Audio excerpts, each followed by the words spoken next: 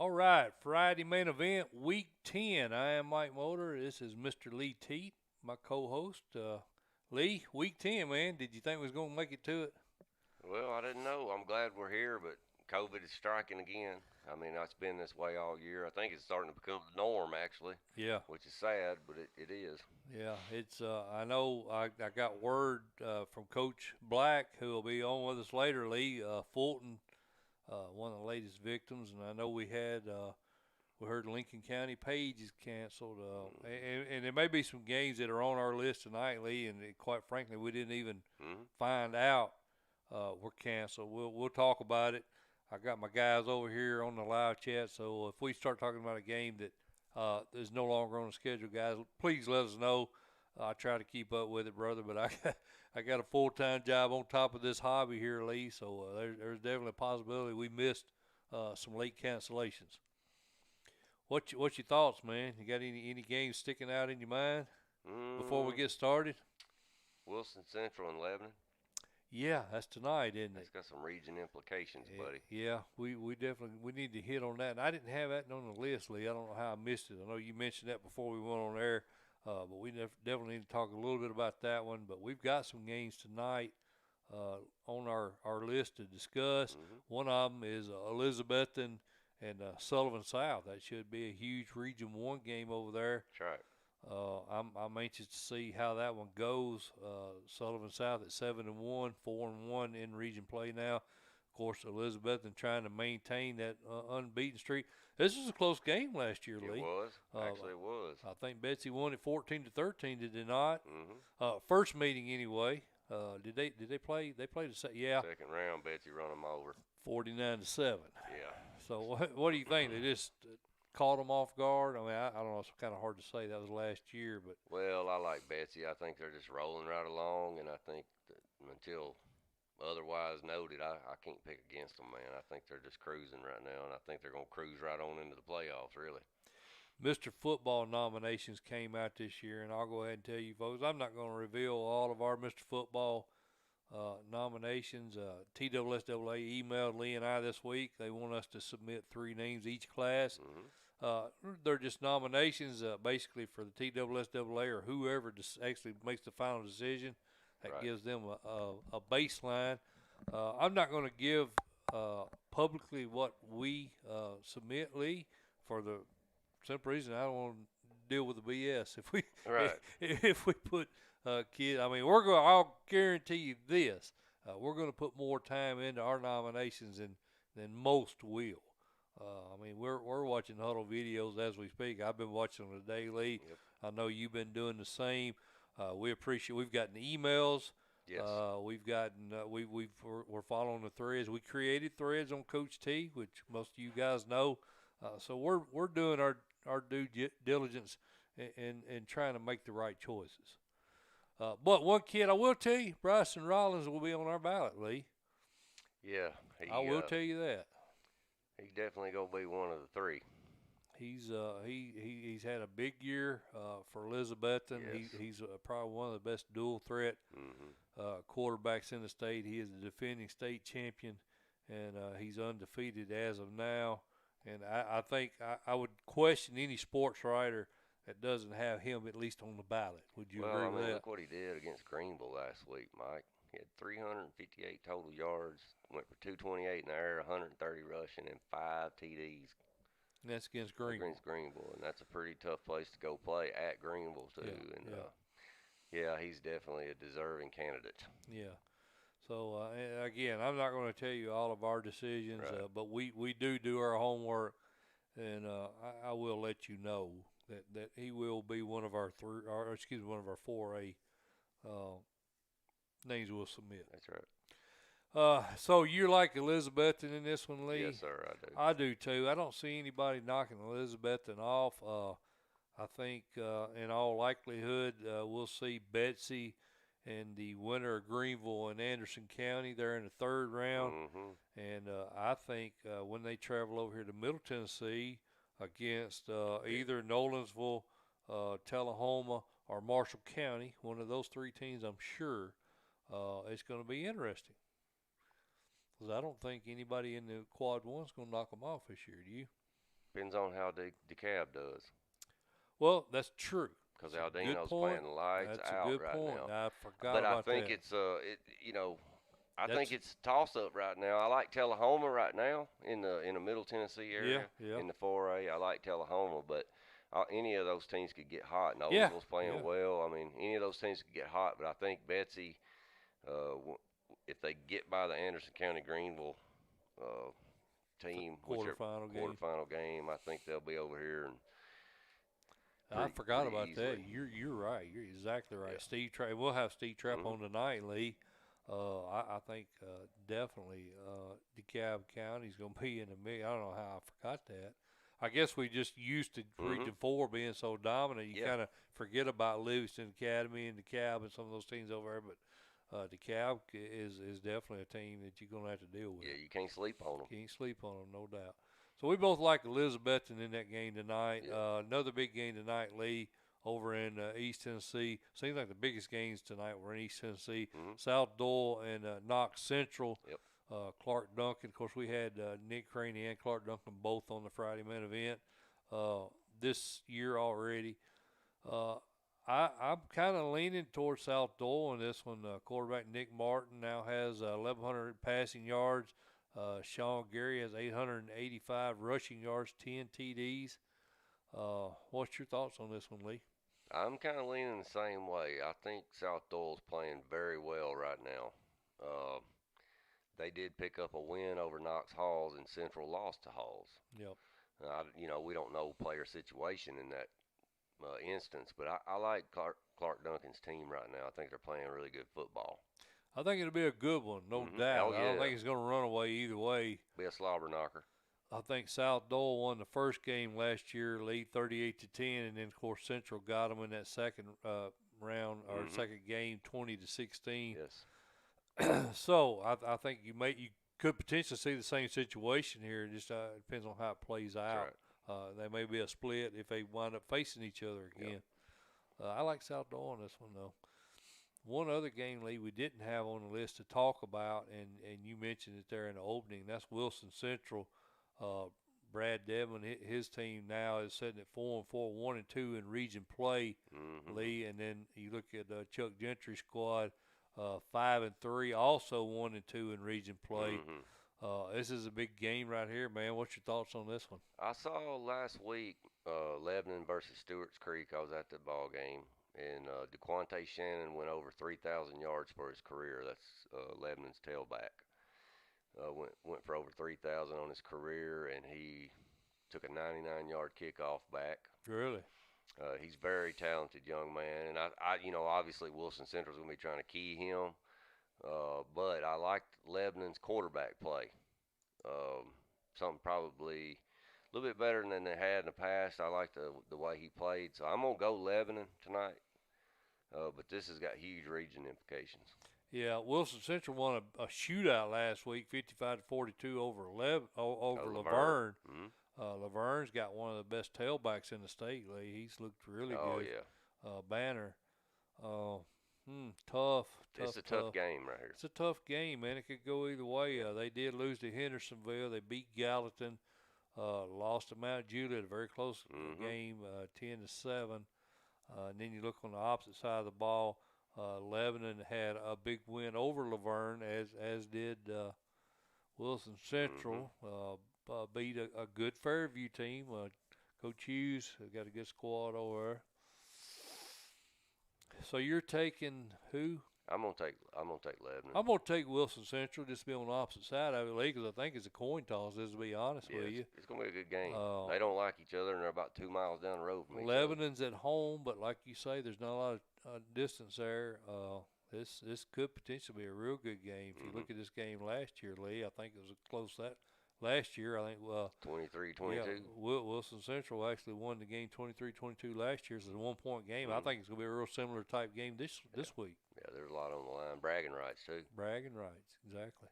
All right, Lee. Well, that's all the games we'll talk about tonight. I think that's all the biggest games. Yeah. Did you see any other on the schedule tonight we should talk about? Or? No, just a quick shout out to Stewart's Creek. Overton's coming over tonight to play Stewart's Creek at Stewart's Creek and Overton, you know, is a metro school, and they have not been able to have a senior night or any of that kind of stuff over the metro area. So Stewart's Creek, shout out to y'all because they're going to allow Overton to bring those kids, their families, their parents, and have their senior night on their field. Well, that's cool. So that's pretty good. I think Tullahoma, I believe I heard Tullahoma's doing the same thing next week for Maplewood. They've moved that game to Tullahoma, so Maplewood's parents can get in there and see their kids live. So that's great.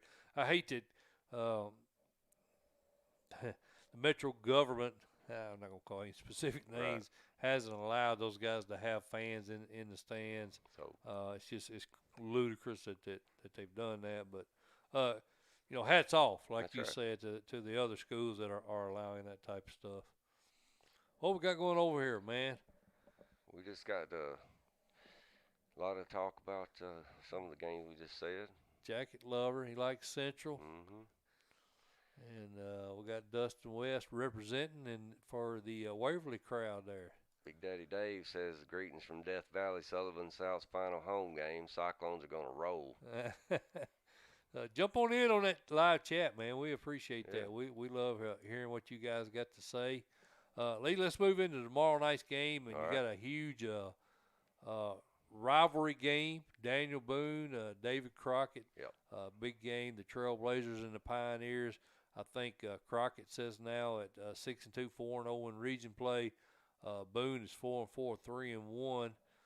Crockett's beaten Volunteer, Webb, Knox Webb, Tennessee. They lost to Ottawa. They lost to Science Hill to start the season. They've been on a run since then. That's right. Including that 24-22 win over Tennessee last week. Mm-hmm. And then Boone actually won this game last year, Lee, 28-20. Yeah.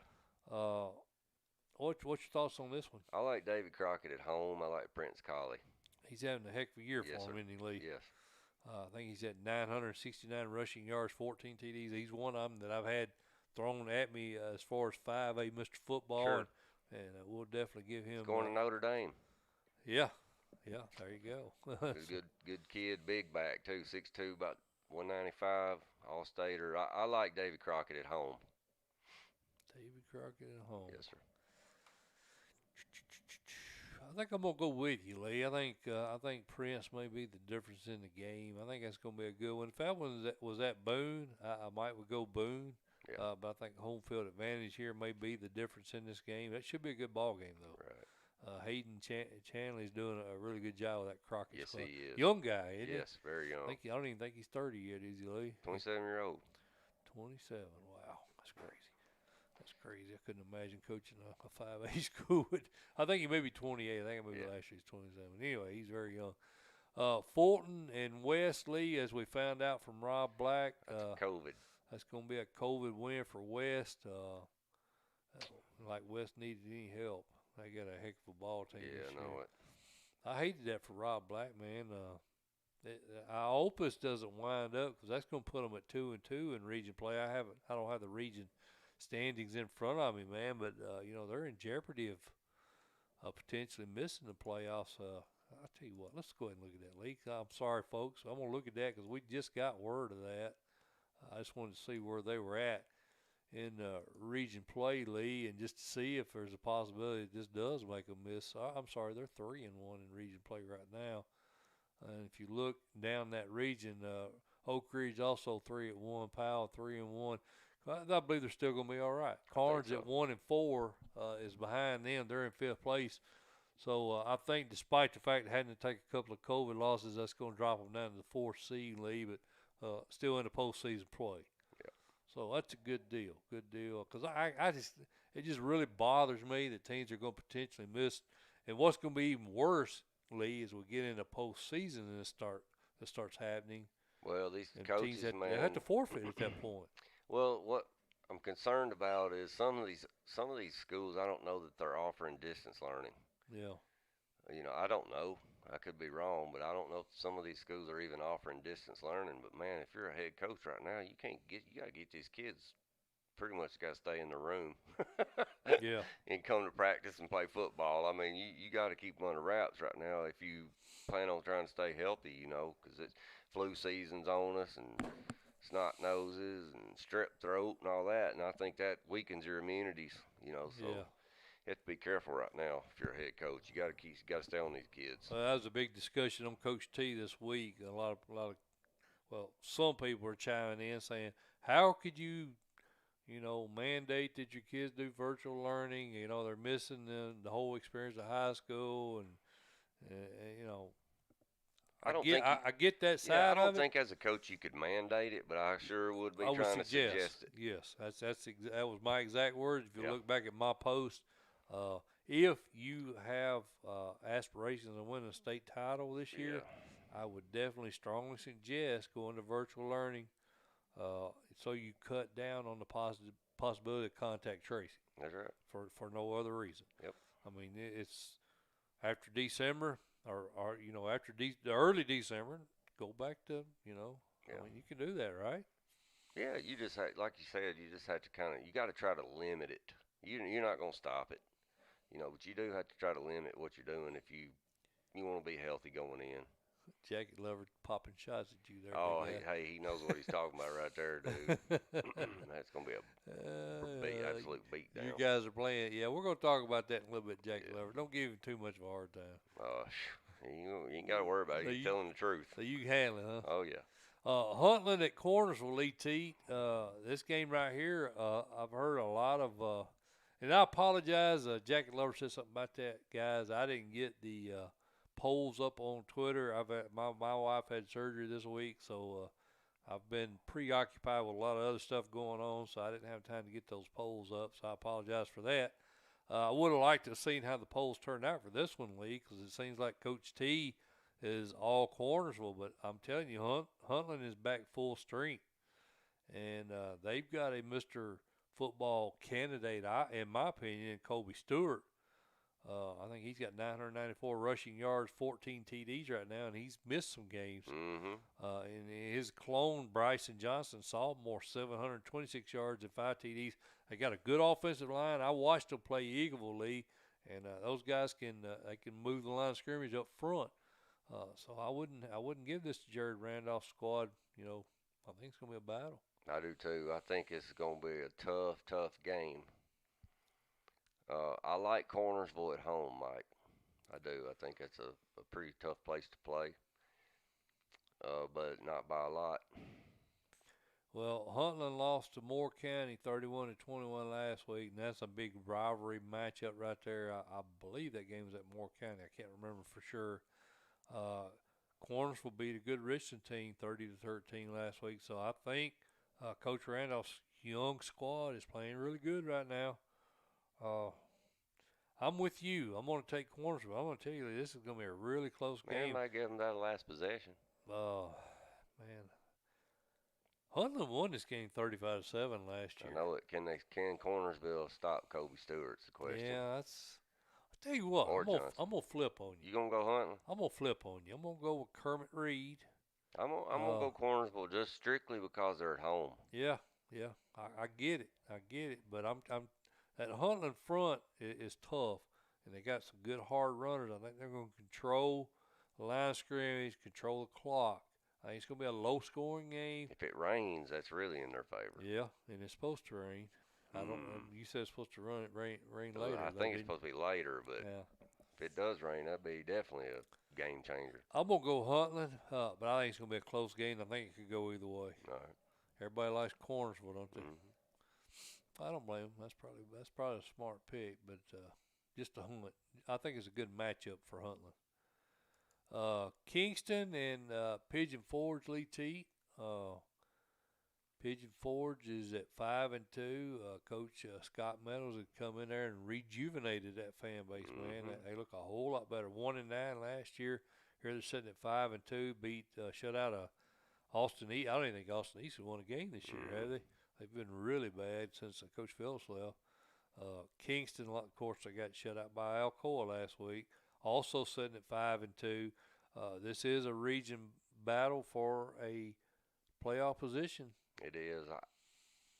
I don't really have a good feel for this game, Mike. I'm gonna go Pigeon Forge strictly based on home field. I'm going that way as well, Lee. 13-10, Kingston won this one last year.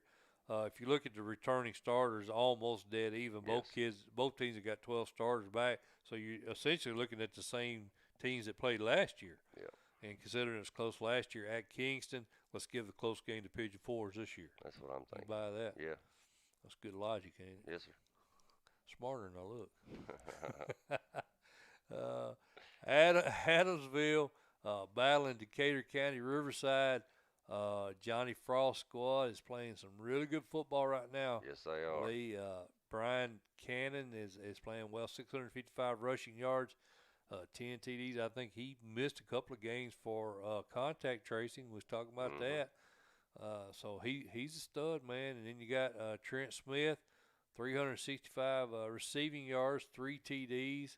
And then, of course, you got Alex Tolley. He's having a big year, 62 tackles, 2 sacks, 11 tackles for loss. So Riverside's got some ball players, man. They do. I like Decatur County at home. I do. I like Decatur County Riverside at home. They've lost to Lewis County, who's sitting there undefeated in a really solid Lexington squad. Yeah. I mean, and that was first of the year. Yeah. I think they're on a pretty long win streak right yes, now. I'm going to go Riverside home. I think Coach Frost has got them rolling. I'm going to go with you. I think Brandon Gray's Adamsville squad looks good as well, and I think they're in position to make a playoff spot. I expect them to make the postseason. A very tough Region 7.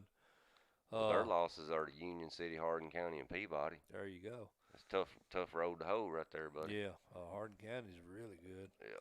So I think we're looking at 2 playoff teams playing each other, Lee Teat, and potentially. Well, no, I'm not going to go that Dustin far. West says that he's taking Riverside. He's taking Riverside. Yeah. He would know better than we would. That's in his region. What about Peabody? He tell me nothing. Peabody Prize, he on here? Yeah, he ain't telling me nothing. He ain't telling you nothing. He's hiding. Yeah. Come on, Peabody Prize.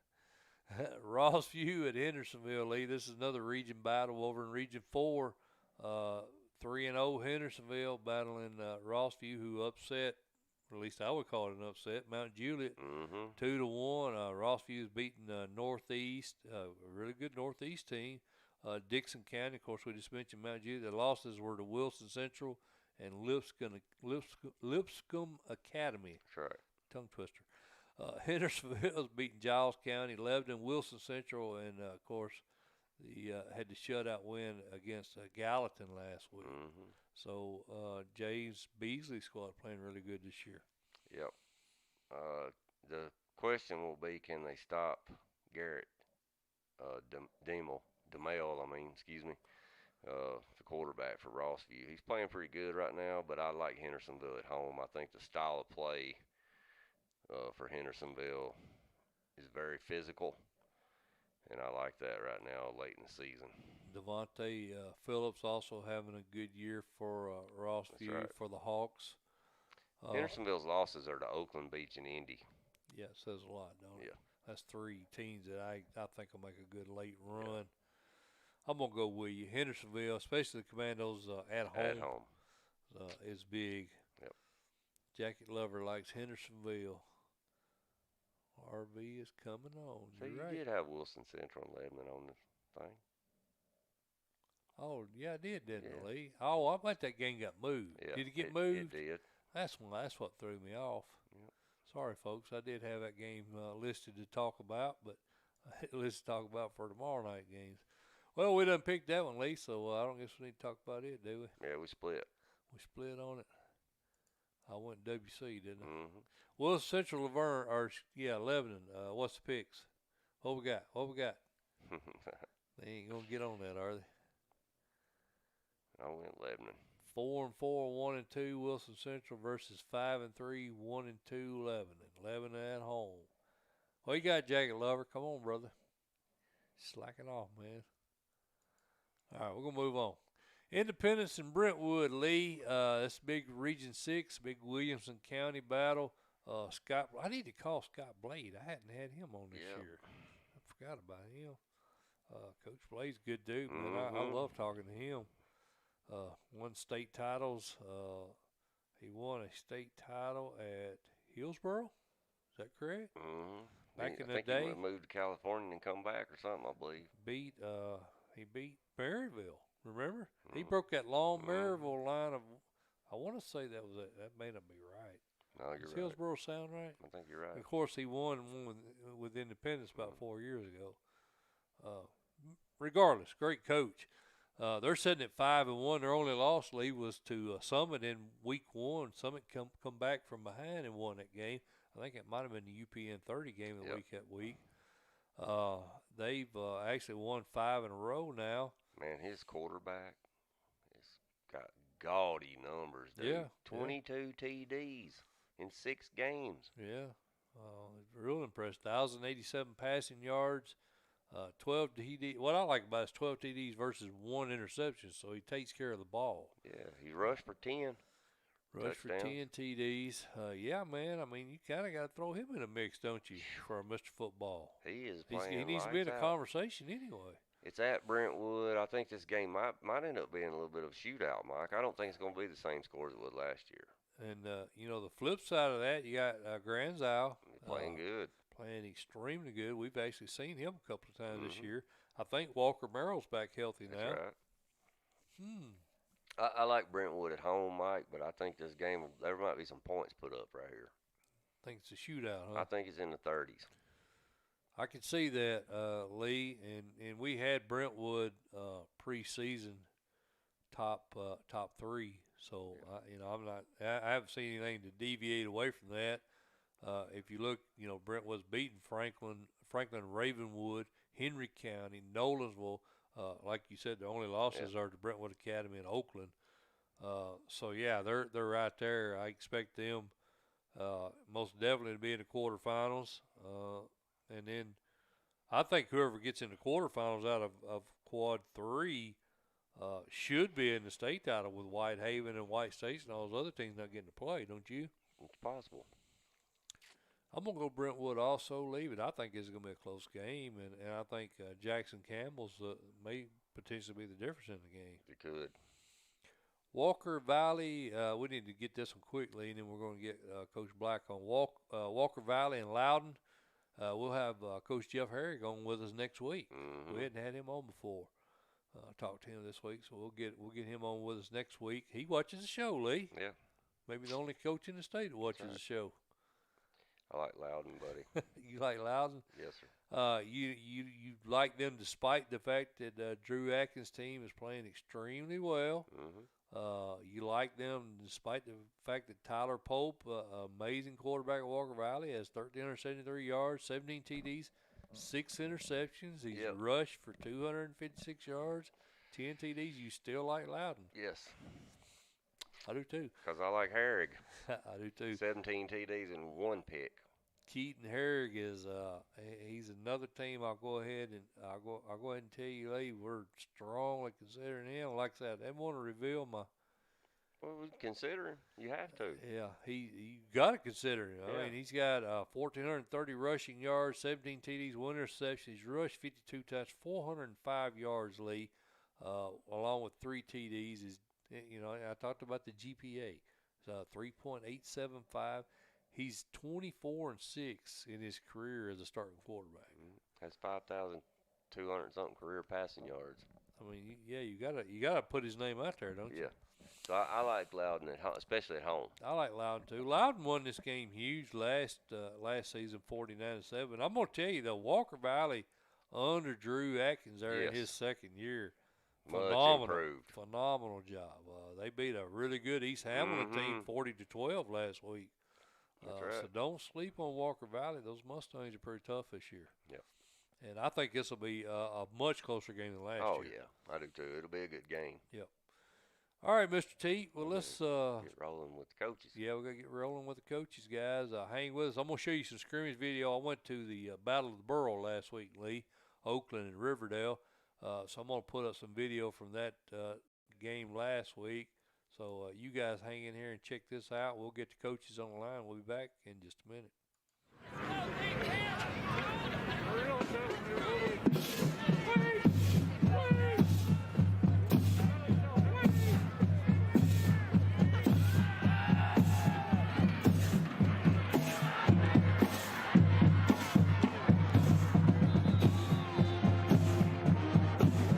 Quarterback Faulkner's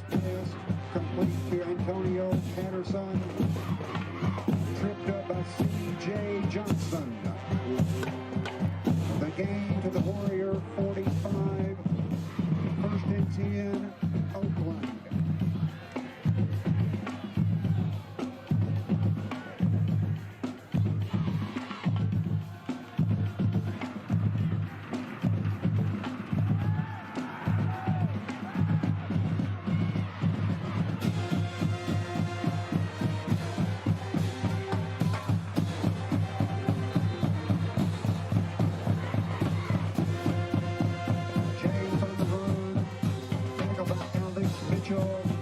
Penalty markers on the field.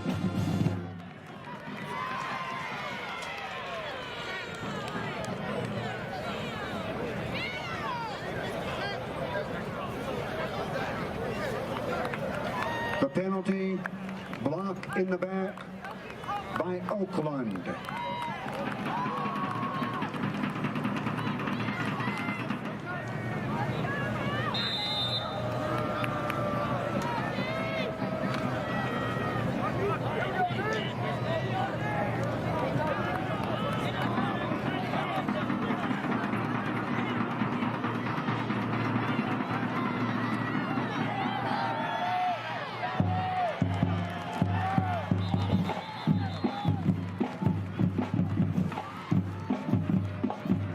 Patterson on the run.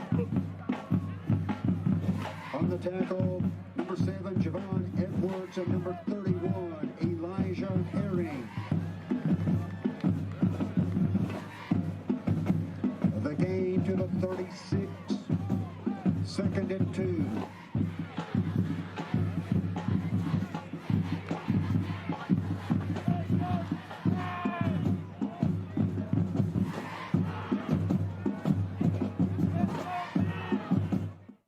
All right, Lee, we are back. That was Oakland and Riverdale.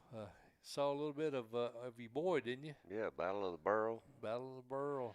It's always a big matchup. Big match. It was a good match in the first half, but Oakland kind of pulled out there in the second half and showed what they was made of. Lee, I got one of our good buddies from East Tennessee on the line with us. We got Fulton head coach Rob Black on with us. Coach, how you doing, my friend? Doing great. How you guys doing? Doing real good, Coach. And I'm going to tell you this interview here, we're going to have to kind of ad-lib a little bit because you told me earlier you guys had got that darn COVID stuff. It got you this week. How's everybody doing over there? Well, we're hanging in there. Y'all are getting to watch the Battle of the Borough, and we're getting to do the Battle of COVID right now. So yours is probably a little bit more fun. Well, I'll tell you, man, you ain't the only one. We had, I know for a fact, let's see, I think Lincoln County and Page. We've had that's the thing about it, man. Every week I try to prepare these games, to talk about, and you don't ever know what games you got to talk about, do you? Yeah, that's the truth. I mean, week in and week out, you see different cancellations all the time, and this one just so happened to us on Monday. I mean, we've been dealing with it pretty heavily here lately with some, some positive cases and contact tracing and everything else. And it got to the point where we were like, hey, this is the only way we're going to get this stuff to stop at our place. So Right. we'd shut it down for 2 weeks. Well, Coach, you guys had a, kind of an uncharacteristic season last year, going 3-8. It kind of really put into perspective, how amazing that 37-game win streak and those 3 consecutive state titles were, didn't it? There's no question. We had some pretty special teams at the time, and we've got good players and a good program right now. But I'm telling you, we're dealing with some really good football teams in East Tennessee and 5A football right now, and so it's competitive week in and week out, and you can look up and down the lineup each week and see somebody knock somebody else off that maybe somebody didn't expect. So it's been very competitive and still like my team. Well, yeah. I mean, you like you said, you guys started out 0-3, but since then you won 4 out of 5. The only loss during that stretch obviously was the Maryville. But the front end of that schedule, like you said, Coach, was loaded. You got South Dole, Central Powell, all teams that are getting mentioned as possible, state contenders. Very minimal practice, in all season. Really had a lot of effect on how that start of that season started, didn't it? Yeah, there's no question. And again, you mentioned some really good football teams that we played early on. We knew we were going to be tested early on, and so our plan there was to, try to withstand, the pressure that we felt early in the year, and And like you said, now we've won 4 of our last 5 and kind of gotten on a roll. So we're happy with that. Yes, sir. Well, Coach, one of the hot topics of today, the classification numbers came back out. We saw where you guys are going back to 4A, but it looks like some of your competition may be moving back to 4A as well. Uh, did you guys expect that you were going to be going back down to 4A?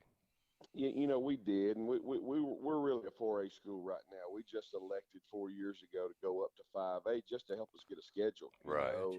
And if you look back, 4 years ago when that decision was made, I mean, it was basically, us and Anderson County, and then every other game was in Chattanooga, and so we felt like our best move at the time was to stay 5A and help us play in a little bit larger region. And right. And it looks like right now, if the numbers stay the way they are and people don't elect to go up, then we could have a really good 4A region around here. So we'll just kind of have to wait and see how the decision goes. But obviously, us being a 4A school, we'd like to play where we're supposed to play. Right. Yes, sir. Well, you told me, when I texted you earlier tonight, you guys obviously going to miss the next 2 games, which was 2 big ones. You have West tomorrow night, and then you had Oak Ridge next week. Two of the biggest teams in Region 3, without a doubt, and the toughest competition in the state. How's that going to affect you guys as far as, I think you're still going to get in a postseason if I looked at the numbers right, but how's that going to fall out for you guys? Do you know where you're going to be at yet? Yeah, it looks like, we're going to be the 4 seed. We do know that. Okay. And if everything works out the way, you think it will, you probably will travel to Ray County in week 1 of the playoffs. Right. And so, for us, I mean, we're not really looking at this as a negative. Obviously, we wanted to play and our kids want to play, but Oh, yeah. we want to be healthy and safe as well. And so our hope is that after this 2-week period, we're 100%. We're healthy, and we've got everybody back and ready to roll. And then, everybody's 0-0 when you make it into the playoffs. And Exactly. so that's the momentum that we're going to take with us. Right. Well, Coach, don't let me butcher this kid's name, but you got a sophomore running back, and I think his name is Davion Chenault. Is that correct? Yeah, Davion Chenault, yeah. Yeah, Davion Chenault, leading the team in rushing with 460-something yards and 4 TDs, but he's also caught some balls, and he's a kick returner. Talk a little bit about that kid. Yeah, Davion does a lot of things well for us. He's an explosive kid, kind of a small kid, but runs really well. Mm-hmm. And, like I said, very explosive. And so we've really used him a lot lately in helping us in the run game.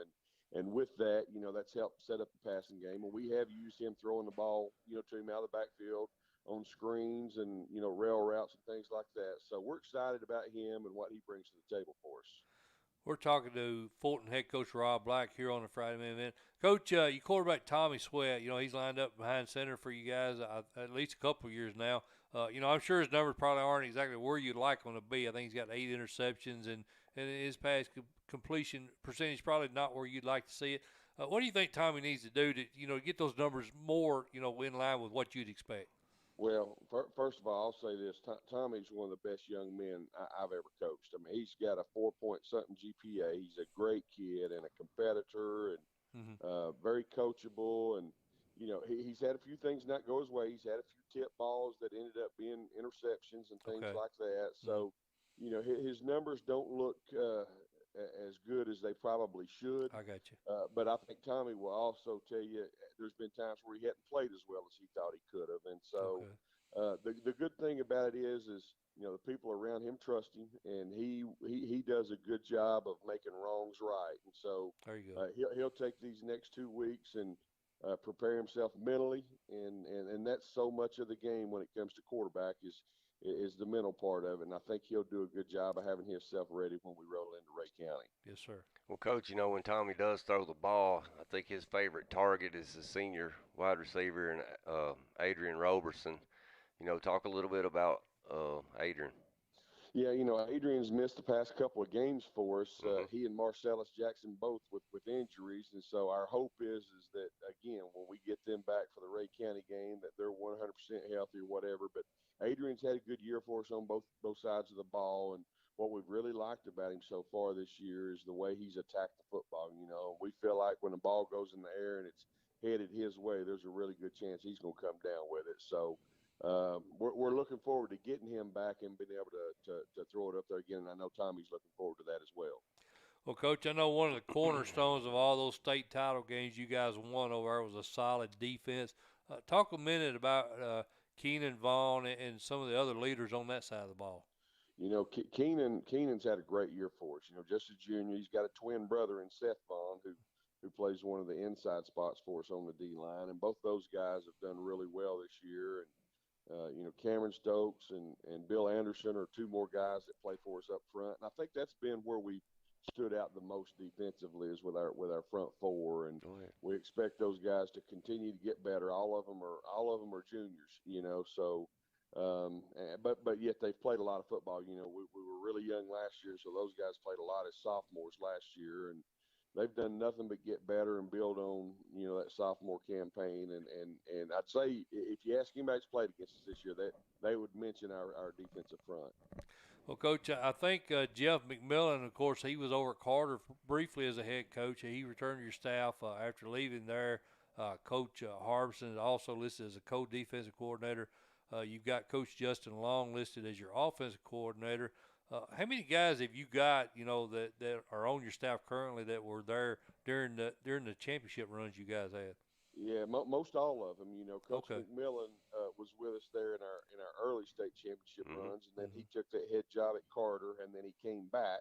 So he missed the state championship, but everybody else is guys that have been around and experienced those same championships with us. So we're blessed to not have very much attrition around there. We got guys that stick around and hang with us, and not only good coaches, but I'm telling you, I guess the thing that I'm so blessed with is having such good men on my staff that really care and love about the kids, and I think that means a ton. Right. Well, Coach, you know, we've already alluded to the next couple of weeks you're going to be kind of sitting idle there, but can you use those couple of weeks to go check out Ray County and probably maybe Walker Valley and see what kind of what you may be facing here out of this Region 4 teams? Well, we hope to. You know, we hope to be able to catch them and put some eyes on them in the next week or two, just to kind of see. I will tell you this, you know, and I've known Mark for a long time, and he does a really good job, but he does what he does. You know, he's not going to throw you a whole lot of curveballs. I mean, he's gonna do what he does, and that's what makes him so good is they just do it well. They're well coached, and you know, their kids don't make a whole lot of mistakes, and as coaches sometimes that's all we ask for, you know. Well, Coach, you know, we kind of talked about this a little earlier. Of course, you said you guys opted up to 5A, but now dropping back to 4A. But you look at that potential region with Anderson County, Carter, Gibbs, Scott, and South Dakota. Of course, these are Tom Krieger's projections, so who knows exactly where it's going to fall out. But, you know, Carter, Gibbs, you know, South Dakota, all teams that you're currently seeing in 5A have dropped back to 4A.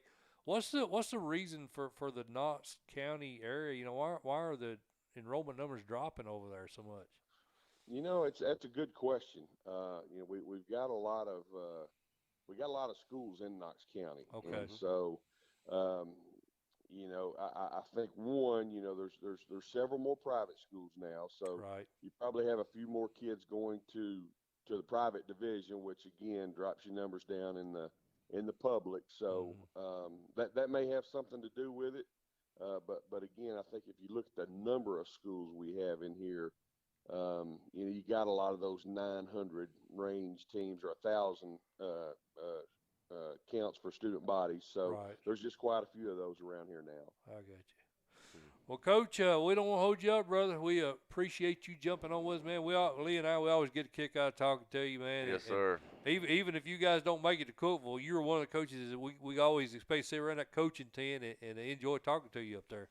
Absolutely, and I feel the same way. I always appreciate you guys calling, and I always appreciate the fact that you guys are not out here trying to make $1 million, but you're just covering high school football, and that means a lot to us as coaches. Yes, sir. We it's our pleasure, and again, man, good luck to you this postseason, man. And whether you're there as a player or as a watching the game, we'll see you up in Cookeville either way.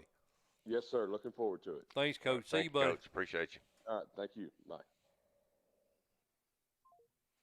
I like that dude. He's easy to pick out in the crowd, ain't he? Yes, sir. He's Lee? a big dude. He's every bit of 6'7", 6'8", at least. He's a big boy. He's a big guy, man. Good dude, man. Yes, You'll sir. never meet a better guy, and Very humble. very humble. And his dad, man. One of my favorite pictures I've ever took since I've been covering high school football was him and his dad, Hall of Famer, embracing after one of those state titles. That's right. It's great. Good family right there. Yes, sir. All right, Lee. Well, let's put a little more scrimmage video up here right quick, and we'll get Randall Boldin, head coach at Waverly, on with us. Sound good to you? Yes, sir. All right. We are the Friday main event. I am Mike Molder. He is Lee Teat, and we'll be back after this. She's shooting the sideline. I'll give her the peace sign. Don't shoot me. I didn't tell you you could.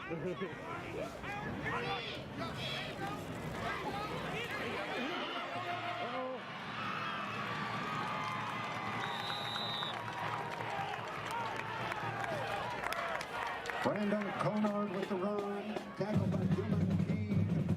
That's another. Casey Kreisky, Elam Realty, 1st and 10 Warriors.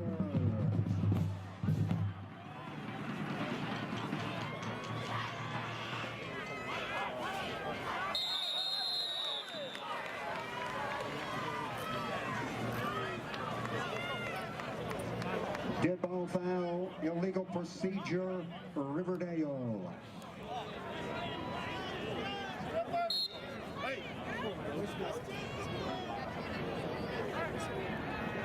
Troops left off.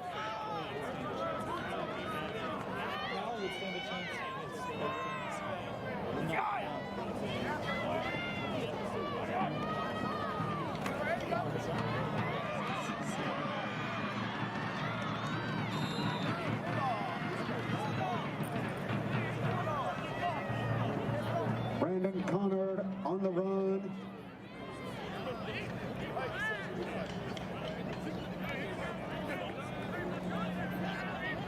The ball placed at the 39, 2nd and 10.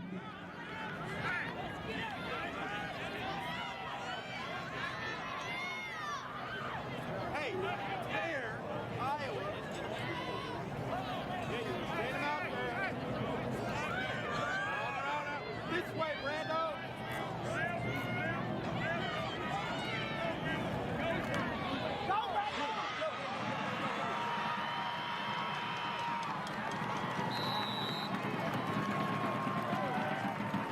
My bad. Coming in too tight Cade this play. Hewitt's pass to Brandon Conard complete.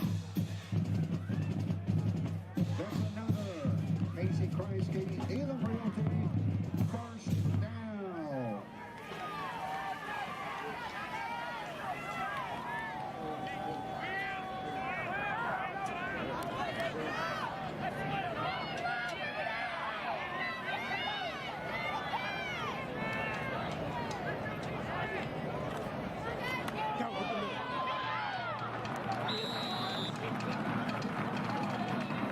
Conard on the run. The game. All right, Lee, we are back. Hope you guys are enjoying that professionally shot video of that scrimmage. Where I was watching Lee, and the camera was bouncing up and down and everything. I'm going to have to hire somebody to shoot that video for me when I go to those games. I think that was terrible. Apologize for that, folks. Lee, we've got one of our good friends over in West Tennessee. We got Waverly head coach Randall Boldin on with us now. That's Coach, right. how you doing, my friend? Doing good, guys. How are y'all? We are excellent. We are getting ready. Hey, man, we're almost in postseason, so we're pretty excited about that. Yeah, no, the season's moving extremely quick. Well, you know, it's been a crazy 2020 season so far. You know, many teams have lost players, even lost games as a result of COVID virus. I think you guys fell victim to a couple of games this year also. Heading into Week 10, have you finally got everyone back? Yeah, unless something happens tomorrow, we should be full go. So you're not going to say anything yet, huh? Yeah, we Knocking on wood. That's right. Well, Coach, you know you're in your second season now back at your alma mater. Always great to get back home, buddy. have you got all your staff in place this season? And, you know, talk about how it does feel to lead a program that you played for in high school. Well, it's certainly humbling. I mean, everybody wants to get back to their roots, and Sure. that's certainly what we did. This year, we've got a good coaching staff. Kind of got off to a late start last year, but got a full coaching staff this year, and it's just it sucks that we're dealing with this pandemic that's throwing everything into chaos. Mm-hmm. So you guys fully healthy now then? Yeah, yes, sir. Like I said, unless something happens tomorrow, you never know. That's the crappy part about it. You walk around on pins and needles and not really knowing when it's going to hit. Yeah. Well, you know, you won your what was it, state title in your second year there at Woodville. You know, does having that on your resume and in your back, you know, back like Lee said at your alma mater, does that put a little added pressure to you to succeed with that on your resume? I'm not really sure, guys. I mean, I put enough pressure on myself. I don't need it from anybody else. We go about our business. We try to prepare kids the best we possibly can. And Yeah. like this year, like I said, it's a crazy year with this stuff that's happening. It's hard to stay consistent. And, Right. And I'm sure a lot of coaches around the state feel the same way. It's hard to get on a roll because you never know when you're about to take 2 weeks off, and then it's like coming back game one all over again. Yeah. Right. Well, you know, you're coming off an impressive win, 35-22 over your region rival in Houston County, and we kind of thought they would be a player in Region 6 this year. How happy are you, you know, with your team and how they're playing right now? We're happy with our kids where they're at. Like I said, we've got to get consistent. That's our biggest thing is the execution and the reps and staying consistent. And you know, last week was our second week back from our first quarantine, so we had most of our kids back for that game. But you know, the consistency part of going through a season is really what you're building on. And it's been really hard to get your footing this year because we took 2 weeks off right in the middle of our season, right in the heart of it. You know, you guys are going to Westview tomorrow night, Coach, and everybody knows about Ty Simpson, one of the top rated quarterbacks in the state. You know, how do you plan on defending this kid? Well, they're a really good football team. They're coached well as well. But, you know, Ty Simpson's a special athlete, but he's got some weapons around him. That's so right. You can't just walk into that ball game focusing on Ty, as we found out last year. A little running back they have is a heck of a player. So, I mean, they got some weapons around him, so they're very difficult to defend. They play well. They play defense well. So it's going to be a good challenge for us tomorrow night. Mike Molder and Lee Teat, joined by Waverly head coach Randall Boldin here on the Friday main event. Coach, you know, I like to kind of my pastime is watching huddle video. I pulled up some video on your left-handed quarterback, Jacob Dooley. I couldn't find any stats on him anywhere, but he looks to be a pretty productive two-way threat. How impressive has he been this year, and are you pretty satisfied with how he's played so far? Absolutely. You know, Jacob, he's been growing all season long. He's heck of an arm talent. He can run as well. We're kind of cautious to run him a whole lot. Right. But he's a heck of a talent, and it's just getting the familiarity in the offense and the consistency with the receivers. You know, one of our receivers goes out early in the year, and he's out for the season. So we're rolling different kids in there, and we got some young receivers, some freshmen that are dealing with some mental mistakes they're trying to get through and drops. And with Jacob, it's just, you know, keep pushing through, keep running the offense, and keep leading the football team. Coach, we also noticed when we was looking at your huddle account that you've also got a Landon Dooley at wide receiver, and then you got a couple of Ballards in Jacob and Christian also listed in skill position players. Are those brothers? Jacob and Landon are brothers, but Okay. Landon's out for the season. We lost him early in the year. Right. Okay. And then Christian and Jacob Ballard are cousins, but we've lost Jacob Ballard to an injury this year as well. Wow. So we're dealing not only with COVID, the injury bug, and youth, and it's a circus at times. Well, speaking of brothers, I noticed also you got a freshman receiver named Bryce Stanfield. Is he the sibling of Gavin Stanfield? You know, the outstanding quarterback you guys had a couple of years ago? Yes, we've got Brady Stanfield, who's on our team this year. That's Gavin's brother. And Bryce, the freshman, who's had a heck of a lot of playing time this year, actually started on both sides of the ball for us the last couple of weeks. He's the cousin Okay. of Gavin and Brady. We got a family affair going on down there, man. Hey, man, we're just trying to figure all this out. Absolutely. Well, your defensive coordinator, Ryan Wall, is leading your defense, and y'all pitched a couple of shutouts, and I think played pretty well overall this season. Talk about the job he's done, and who are some of your playmakers on the defensive side. Absolutely. Ron's come in, did a heck of a job. I knew through the hiring process, I found the guy that I wanted. He's relatively young. The players relate to him really well. Mm-hmm. We run a 4-2-5 defense is what our kids were set up to run. I'm real familiar with that defense. So Ron coming over with this has been great. It's been a smooth transition. He's done a heck of a job with the defense, him and the rest of the defensive staff as well. Right. Again, you flip over that defensive side. I mean, we're talking about the same players. I mean, we got youth there. They're good players. They're just young, learning the ins and outs of high school football and in the system and how to run it. We've got a couple of middle linebackers and a defensive tackle that really kind of set the tone for us on defense. So we're excited about the youth that we have. We're also have some seniors that have stepped up and played really well on defense. Well, Coach, following that Westview game, it's back to business as you take on Riverside, who's undefeated in region play. I think Coach Frost, he's got a solid team again this season. Of course, they reached semifinals last year. Have you guys, and I know what you're probably going to tell me, but have you guys kind of peeked ahead a little bit, considering Westview is a non-region, kind of peeked ahead a little bit, began a little bit of preparation for those guys, and what's your thoughts on Riverside? Well, I mean, we haven't started prepping for them by any stretch of the imagination. I make it a point that our players and our staff, we focus on the game we have now. Oh, yeah. But we have seen some film on them just scouting other people that were getting ready to play. Right. Good football team. I mean, same as last year. They were a good football team, got some good athletes. They're well coached. So it's going to be a heck of a battle next Friday night. Well, this season's kind of starting to resemble last year. You've got Forest and Lewis County. Neither region has decided yet. You got Forest and Lewis County going to be battling for a region title next week. You guys, of course, in Riverside, battling for the region title over there. At what point do you, what point do you kind of looking at the other region? I guess is what I'm trying to say. I know again that the company line here is we're focusing on, but you got to kind of be peeking ahead a little bit, considering you got the first round coming up here pretty soon. Yeah, we've seen their records. We all Forest and Lewis County sitting at the top of their respective region. Right. And so we won't know anything until after the Parsons game. It was going back to last year. We played Parsons 2 times in 3 weeks. Right. That was just a weird how it all shook out. But we're hoping we don't have that scenario again. That's right. difficult for players either way.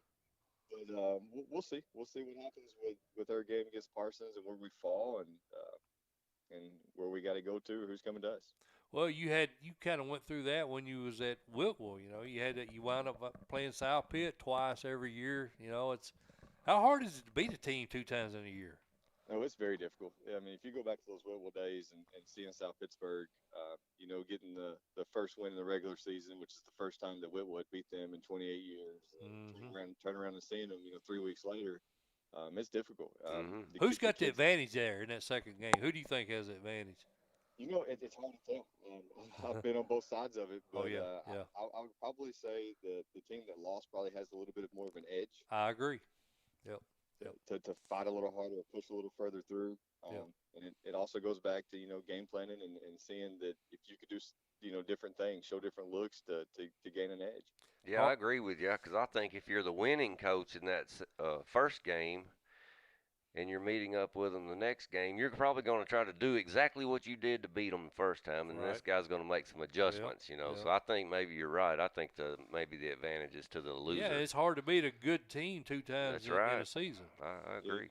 Yeah. You also get in a situation where you try to overcoach yourself, and you're there thinking, you go. Oh, we need to do this, we need to do that. Well, this worked last time, So it's a tough situation on both sides, and it just depends on how you play that one night. Yes, sir.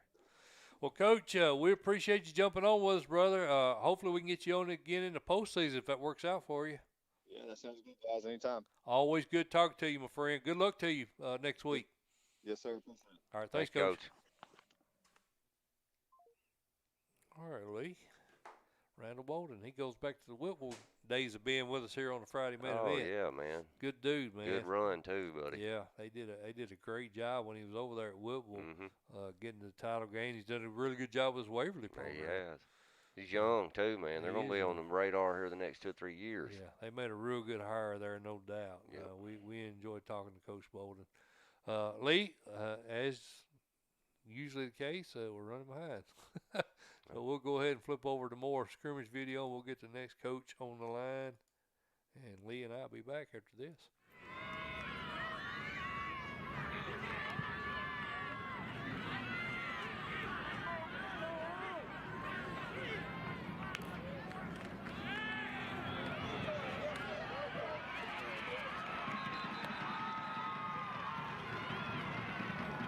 Number 7, Isaiah Fulton on the run. Pushed out of bounds by number 1, Alex Mitchell.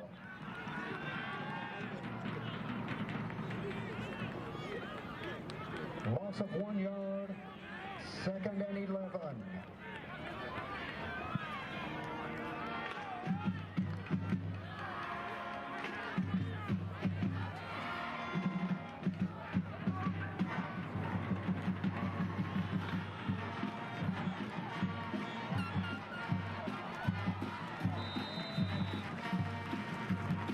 With the run, number 2, Jordan James.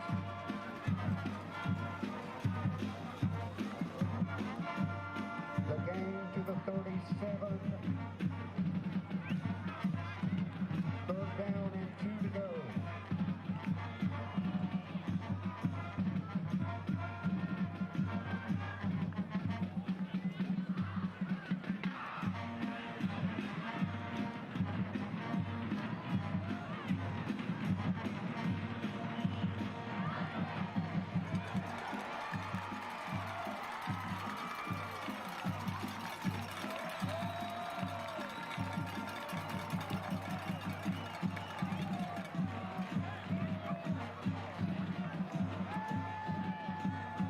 With the handoff, Jordan James.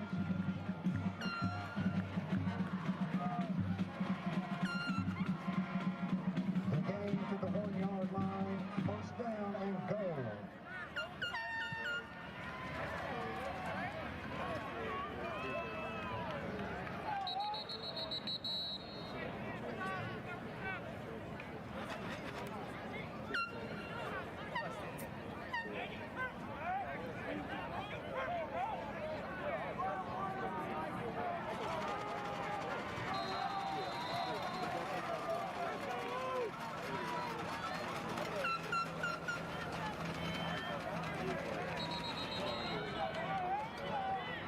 Penalty markers on the play. Dead ball foul, illegal procedure, Oakland.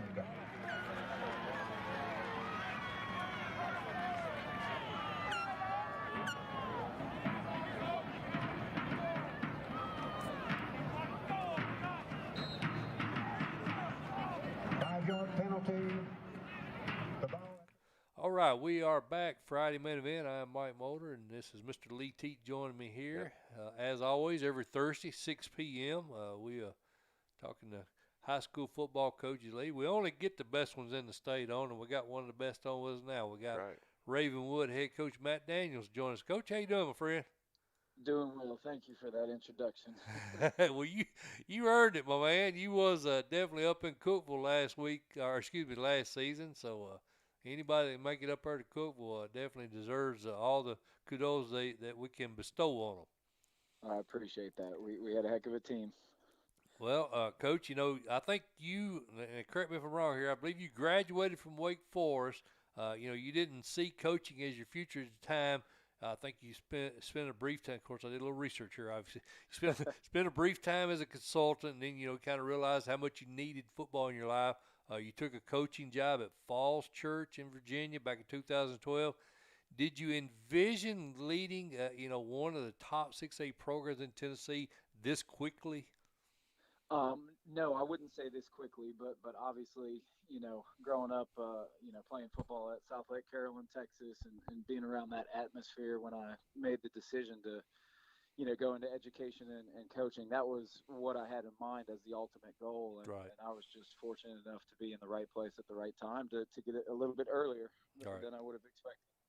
Well, Coach, we felt like you guys had a pretty tough schedule last year, and then you turn around this year, and we're like, what in the world? And then on top of that, you stick IMG into your schedule on a bye week. Yep. How did that game come about, and what was your mindset behind that, man? Yeah. Don't be too Or hard on him, Lee. or really, what I wanted to ask you, Coach Daniels, did you lose your mind, or? Some might say that. No, I'm just kidding with you, man. But I was interested to see how that game came about. Yeah, no, it was actually really really pretty cool how it kind of fell into place, and obviously with Metro being in the situation that they were in for the first half of the season, that was supposed to be our bye week, and we were actually supposed to match up with Cane Ridge tomorrow night. We ended up swapping, so we've got a bye tomorrow. This was our bye week this week. And, Okay. long story short, we'd been working with ESPN really over the last 6 or 8 months, trying to work out a game for Ravenwood to be on ESPN, and they connected me actually with the IMG athletic director and basically said, hey, if we were able to get you guys matched up, if a date worked out this year, we could pretty much, write it down that you guys are going to be the Friday night showcase game in prime time. So obviously that was some motivation, the fact that we could be on ESPN and have our program be in the national spotlight. And at that point, I'm a competitive guy. I've got all the confidence in the world in our coaching staff and our players and, our community to be on national TV and for our students to get a chance to, show show the world what Ravenwood's all about and how we, have fun on Friday nights. And that's exactly what it ended up being. We gave them a heck of a fight. Yeah. We made some mistakes like we did kind of in our losing streak in the middle of the season. And even with those mistakes early on and giving them short fields, 3 minutes left in the third quarter, it's a 10-point game. That's right. I've kind of followed along what they've done the rest of the year. And we certainly feel proud about how we played that game. And, we gave them a tough fight. So it was awesome. It was a great experience. And, How many high school kids get to say they played on ESPN? I mean, that's right. that's Exactly. phenomenal. Yep, exactly. And we had some success, and there are some guys that individually benefited from it significantly. In terms of recruiting exposure, and it was just all around a very positive thing for our program. Well, Coach, last week we made the statement on the show that we've probably never seen a better 4-loss team in the state of Tennessee. The other 3 losses you guys have taken were against really solid teams, and that's including an overtime loss to Brentwood. How do you feel like you're going to stack up? Because I honestly probably see y'all playing Coach Crawford again in the playoffs. Talk a little bit about that game earlier. It was an awesome game. I mean, it was an instant classic in terms of, Yep. that was a MyTV 30 game, and I hadn't been a part of an overtime game since I'd become a head coach. So that was, a new element for us, and I wouldn't expect anything less, in a Battle of the Woods game. There's always something, that makes it a unique game, and both sides were fighting to the very end, and quite literally, it was a situation of inches at the end where, one of their defensive linemen made a heck of a play on a tip ball, and we were just a couple inches short of tying up that ball game and sending it to a second overtime. So, I do fully expect to see them, again in the playoffs. That's what's happened the last 2 years. And right now, we can't think ahead. We've been able to do that last year a little bit more with a more veteran team and, guys that have been playing varsity snaps since their sophomore year. It was a little bit more of looking ahead and saying, hey, here's our path. This is what's going to happen. And with this group this year, we had to kind of settle down after the tough stretch in the middle of the year and say, we got to take this one game at a time. Nothing else matters besides this Friday. We've got to string good practices together. We've got to refocus on the little things. And, we did that last week, and we definitely saw some improvement. We were able to go out really put a good product on the field against Smyrna, and felt like we played probably our most complete game of the year so far. And still some things to fix, but I think we're headed down the right path. Coach, this is kind of a two-part question here. Obviously, I know Brian Garcia, kid you was really close to, had a special bond with. I was wondering about him first. Did he sign with anyone, and have you kept in contact with him? And the second part of the question, his replacement, Trevor Andrews. I've got a chance to see him a couple times on TV this year. He's a stocky kid, solid runner. He's shown the ability to throw the ball very accurately downfield. What are your thoughts on Trevor and his performance so far? Yeah, I mean, it's a tough task to step in and be the guy that takes over after a 3-year starter and a guy like Brian who had so many accolades and so much success, not only individually, but, leading us to the state championship last year. So Trevor is exactly the type of guy that has the kind of quiet confidence to be able to do that. He doesn't feel that pressure. He's a natural leader. He leads by example, the way he practices his toughness. You mentioned him being a runner. He's got well over 500 yards on the ground, and has just produced and distributed the ball like we need him to at that quarterback position. He's had some growing pains being a first-year starter at that position. He ended up playing receiver for us last year. Was actually one of our starters, and got some good experience there. But when you're not necessarily a lifelong quarterback and get multiple years of varsity experience at that position, that's tough to do, and he's done it tremendously for us. So I think that's helped kind of stabilize our offense, and I expect him to continue the good things. We're talking with Ravenwood head coach Matt Daniels here on the Friday main event. Well, Coach, you can't talk about this team without mentioning Jake Brenningstool. Probably one of the most highly touted recruits in recent years in the mid-state that I can remember. Talk a little bit about Jake. Yeah, he's a beast, man. And just when you think, he might have kind of hit the top of his game, so to speak, in high school, he does something new and different. And some of the catches he made last week against Smyrna, just in double coverage or somebody draped all over him with, pulling his arms down, and somehow he makes the catch in the back of the end zone. It's just been really fun to watch him grow, not only on the field, but off the field as well.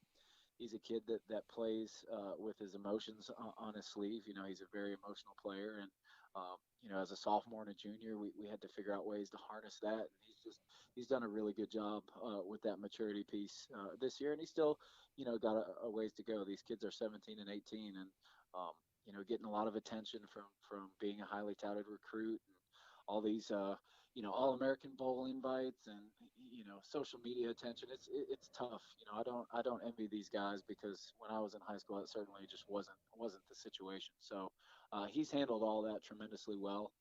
He stepped in and played some defense for us this year, and in really 4 or 5 games has produced tremendously. We were struggling a little bit early in the year to get after the quarterback, and we inserted him as an outside linebacker, defensive end, and I think his first game he had 2.5 sacks against Brentwood. So, really produced right away and kind of reinvigorated our defensive line and getting after the passer a little bit. So he's been great, man. It's tough to find any negative things to say. Like I said, he's grown as a leader, and it's going to be fun to see what he does in this playoff run. Well, Coach, one of my favorite players to watch on that roster is Junior Colson. You don't see many 6'3", 228-pound linebackers that are clocking in at a 4.5 40. Michigan sure got a heck of a football player when Junior committed there, didn't he, Coach? Oh, absolutely. It's kind of a scary sight. Yeah. We've done some things. He got to carry the ball a little bit early in the year, and he took a kickoff back 91 yards against Blackman, and it's almost one of those situations where you kind of look around and you say, I don't think anybody wants to get in his way here. And the same thing happens at practice.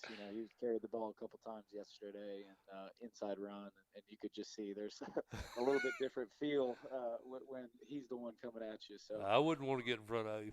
No, certainly not. And, he's got a big old smile. He loves the game of football. He's still learning the game of football. he's got such a cool story about being adopted from Haiti, and he'd never really played the game, and so he's young in terms of being exposed to the game of football, and I think the sky is the limit for him. Absolutely. Well, Coach, we talked about a bunch of your keynote players, your familiar faces on your roster, but talk about a difference maker, man, that's probably not getting much publicity right now. Yeah, there's a lot, and that's kind of what's special about this team.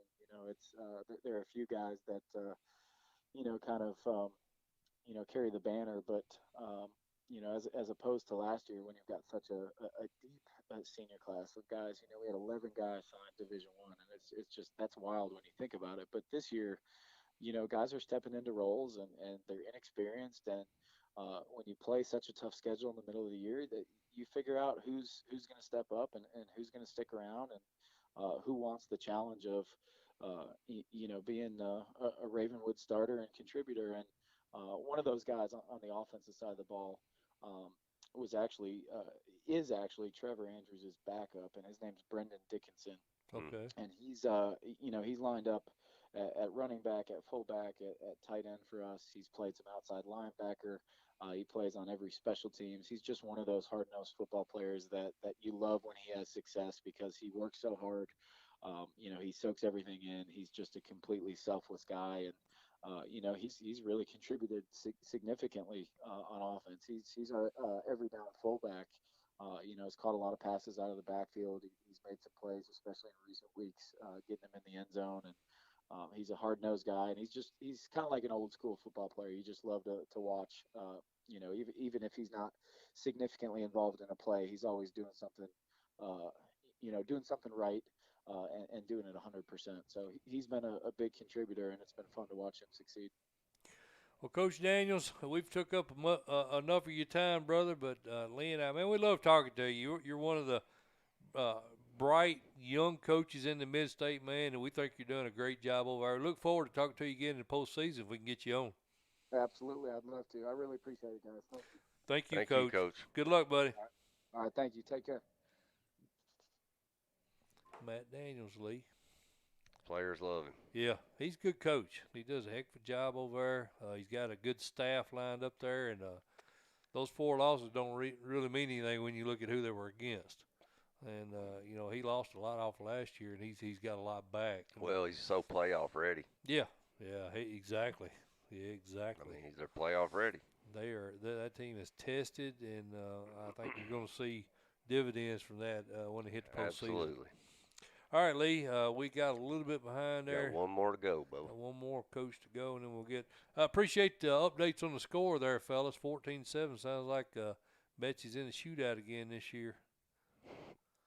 Yeah. That was it. Well, remember we said Sullivan South gave them a game last year. So looks like they got their hands full so far tonight. All right, maybe man. Flat. Yeah. All right, Lee. Let's cut to another commercial break. This I'll cut this one here. This, Max Hertz, the sideline reporter for UPN 30. He gives us a little bit of he gives us some kudos here on this. I'll cut to that. Y'all get a kick out of this. We'll be back in a minute.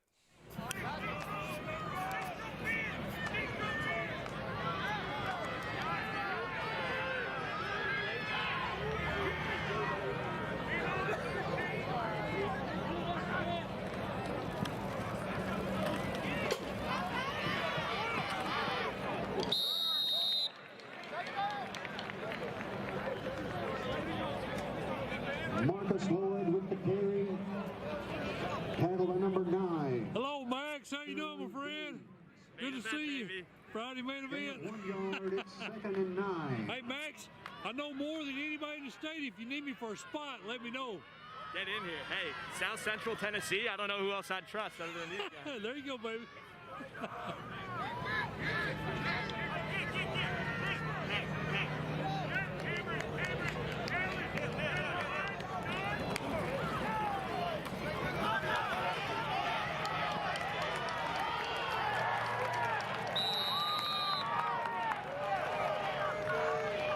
Marcus Lloyd with the carry. Eric Taylor with the tackle. That's another.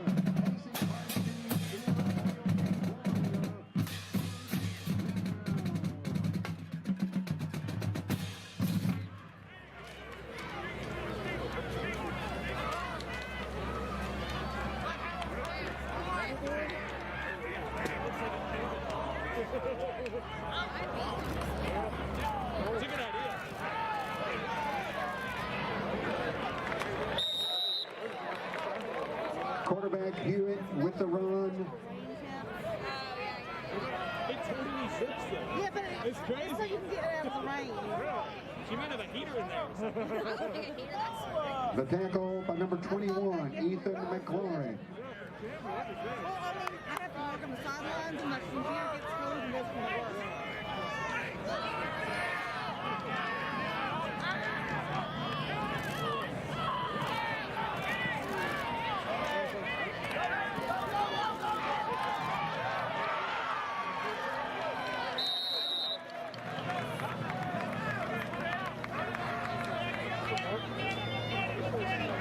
Quarterback Hewitt's pass complete to C.J. Johnson. Tackle down by number 23, Jarrell Franklin.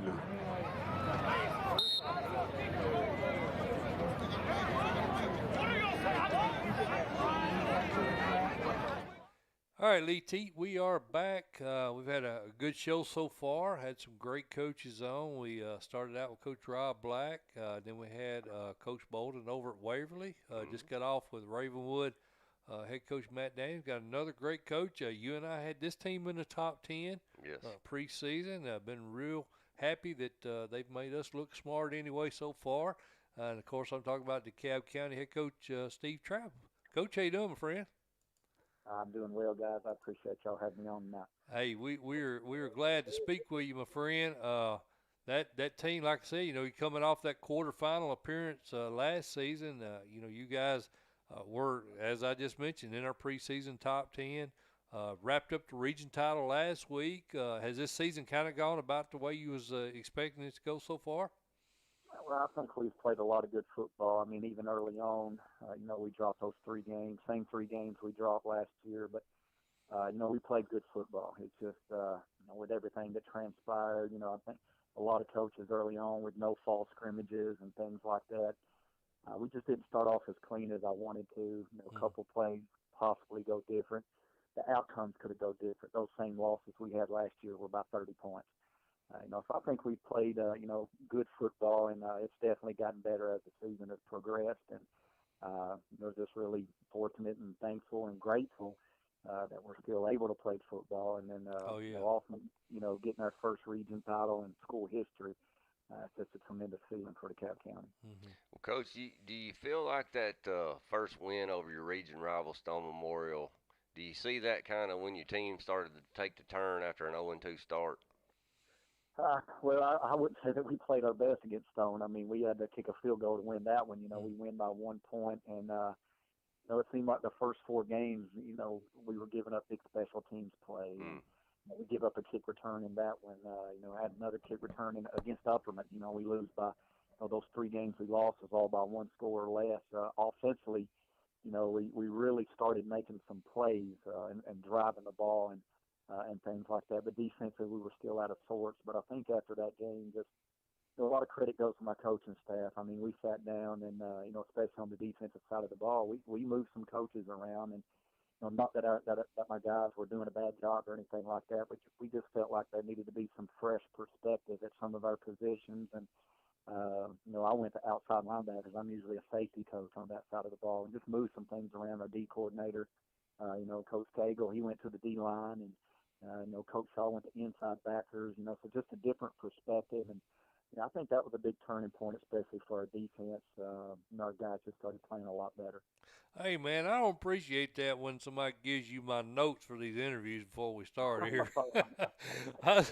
You know, I actually spoke to Coach Cagle back following that Warren County game, matter of fact. I know he said he wasn't very happy with the defensive line play, so that makes sense that he took over that spot. But, hey, I mean, you guys, I think you're only giving up 10 points a game during this 5-game win streak. So, I mean, you guys have got to be a lot happier with how the defense is playing now. Yeah, definitely. Now, you know, I've told a lot of people, you know, you look at DeKalb County, and a lot of people think of offense over the years, but I mean, we are able to do what we do because we get extra opportunities with the ball. So when our defense is right and we're getting the ball back and have opportunities to make adjustments and get our offense going, it's all because of what our defense sets up. I mean, it all goes back to 2012 when we were, you know, averaging 60 points a game, and not giving up any, it's because they kept giving us the ball. Right. And if we keep getting the ball and we can do what we're capable of doing on the offense, then it puts a whole lot of pressure on that other sideline to maybe become one-dimensional, and that time it plays into hands. So definitely a lot of credit to Coach Cagle and, and all of our coaches.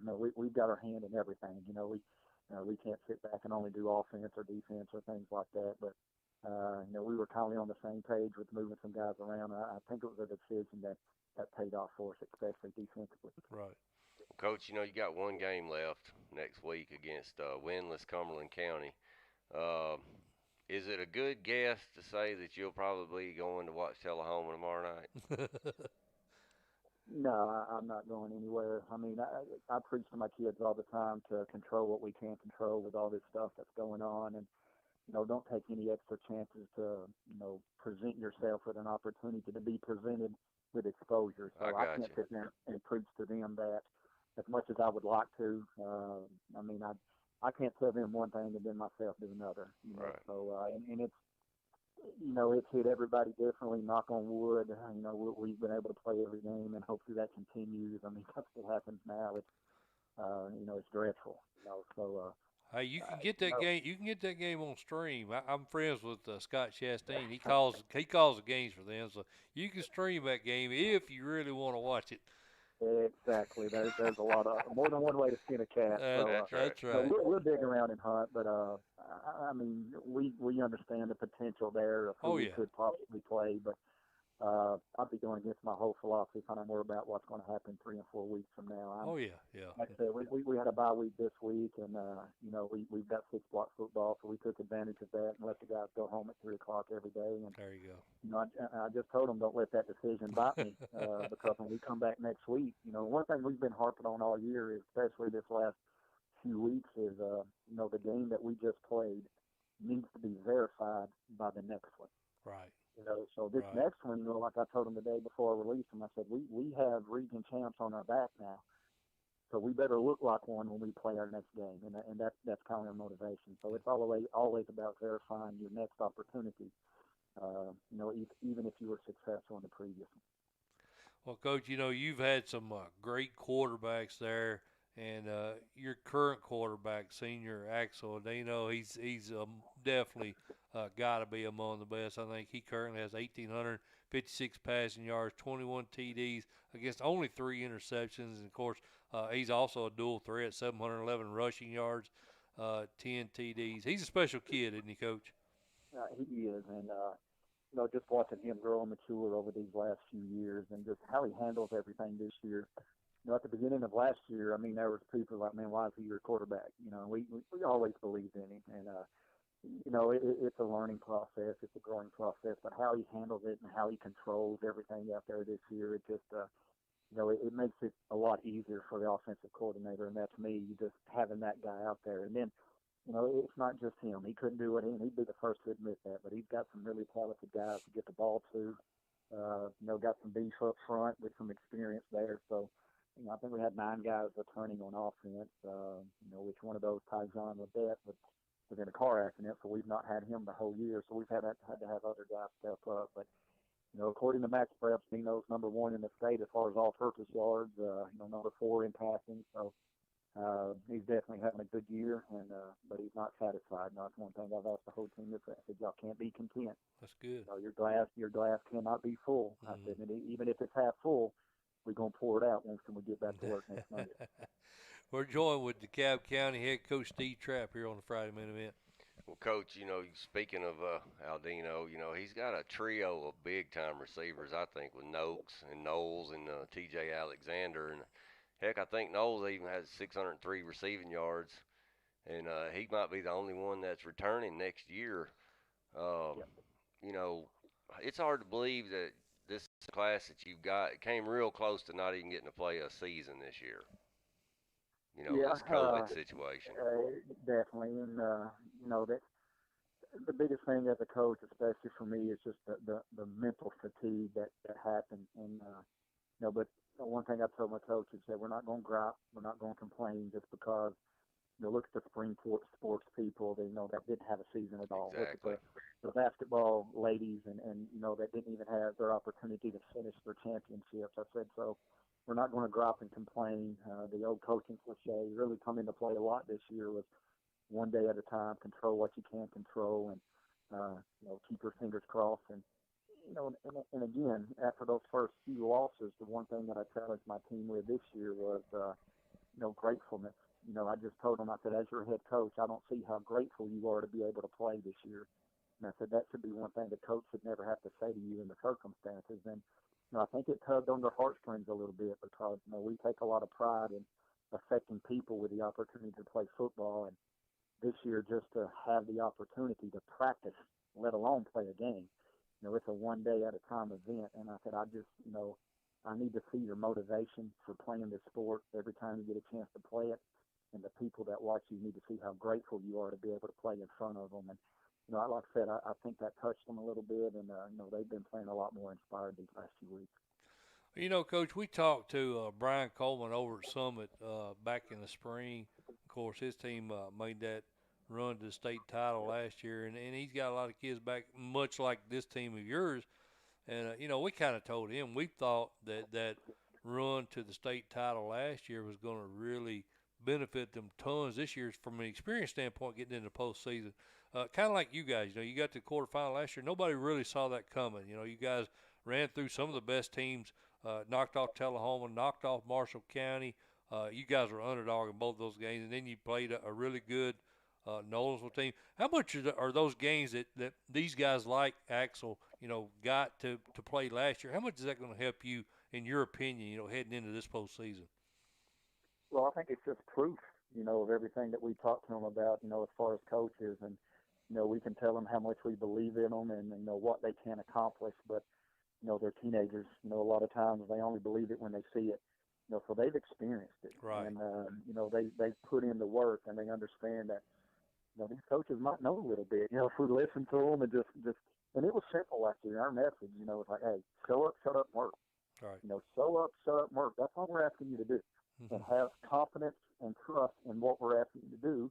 Do your best, and then we'll worry about the rest when the game's over. That's right. So we kept it really simple, and because no matter if it's a state championship game, a first round game, or whatever, we tell them it's still simply a football game. There's even last week, being able to accomplish what we did. That's what we tell them. This is still just a football game. It's no different than anyone you played. Now, when it's over, there's a lot of stuff that can come your way that will be very glorifying and beneficial to DeKalb County, but we'll worry about that when it's over. So we just try to narrow their focus and zoom it in, and just hopefully they take care of each play. Well, Coach Trapp, man, it's been good catching up to you. You're one of the longest running coaches on the Friday main event. We've been talking to you, what, 6, 7, 8 years now? I think the first time y'all guys talked to me was back in 2012. I do. It's been a while. Something like that, yeah. Yeah, we appreciate you taking the time to jump on with us every time we call you, man. You do a good job over there. Always impressed with the job you do with that team. Coach Trapp. Well, I appreciate it. I really appreciate it. Thank you. Coach Trapp, I got one favor to ask you. Yes. Hey, if you see Mr. Chris Jones over there, tell him I said hello. Hey, I'll definitely do it. I'll definitely do it, man. And that's one guy y'all didn't mention, Evan Jones. He might not have a lot of catches, but I'm telling you, he is a cog in our running game. I mean, when you got a tight end and a sniffer at 6'6", 250 pounds, I mean, he's definitely an asset to our team. He fits in well with all those receivers. Yes, sir. All right. Thank you, Coach. I appreciate it. Hey, thank you, guys. Hey, yeah, we'll holler at you in the postseason, my friend. All right, buddy. Thanks, we'll Coach. count on it. See you, buddy. Thank you. See you. Yeah, Lee, I've been talking to Coach Trapp a long time. I didn't realize it'd been 8 years. I knew he'd been one of the longest running on the show. He probably don't remember it, but I coached against him, and he was a youth football coach. And I'm gonna tell you something, son. He had some tough little youth football teams. Well, did you usually beat him, or did he usually beat you? That's pretty good, man. We that get him every now. That mean you beat him? No, we get him every now and then. They get us, but he was pretty doggone good. Yeah. He's a good dude, man. Yep. Funny thing about him, Long Lee, is time ago, man. he didn't even have any coaching experience in the DeKalb County program was so bad for so many years. He was a junior pro coach. Sure, I coached against him. Yeah, and he come into the faculty there at DeKalb County and said, "Hey, give me a shot." Hey, he had. They some hired teams. him out of the junior pro football program as a head coach. He had some teams that ran through that league too that were really talented, Yeah. and then he did a good job with the development of them. But it was a good hire for the fact that he knew all those kids. Yeah. That were coming to him. Right. You know, so that was a good hire for them. He does a good job. Yes, sir. All right, Lee, you want to jump right into Let's some roll more with it. games here? Let's roll You with ready it. over here? Live chat. That gun went down to 4, Lee. We ain't got many of them left here. Yeah, they cut us off. All right. That's all right. That's all right. They're getting ready for Trump and Biden, I guess. Yeah. Did we hit Waverly? Did we pick that? We didn't pick that one, did we? No. Well, we got to have to fly through these, Lee. We got Yeah. a whole lot of games to talk about. Waverly and Westview. Waverly at 5-3, 3-1. We had Coach Boldin on with us earlier, Lee. Yep. Up against Westview, a 3A versus a 2A. And unfortunately for Coach Boldin, the 3A, he's got Ty Simpson, the top-rated quarterback in the junior class. Who do you like in this one? I like Westview at home, but I think it's going to be a close game. I just think that Coach Boldin alluded to in the interview that he's young. Yeah. He's young in a lot of spots. Yeah. So I'm going to go Westview. I'm going to go Westview. What we got over here? Uh-oh, Gatlinburg going Waverly. How about that? I didn't see that coming.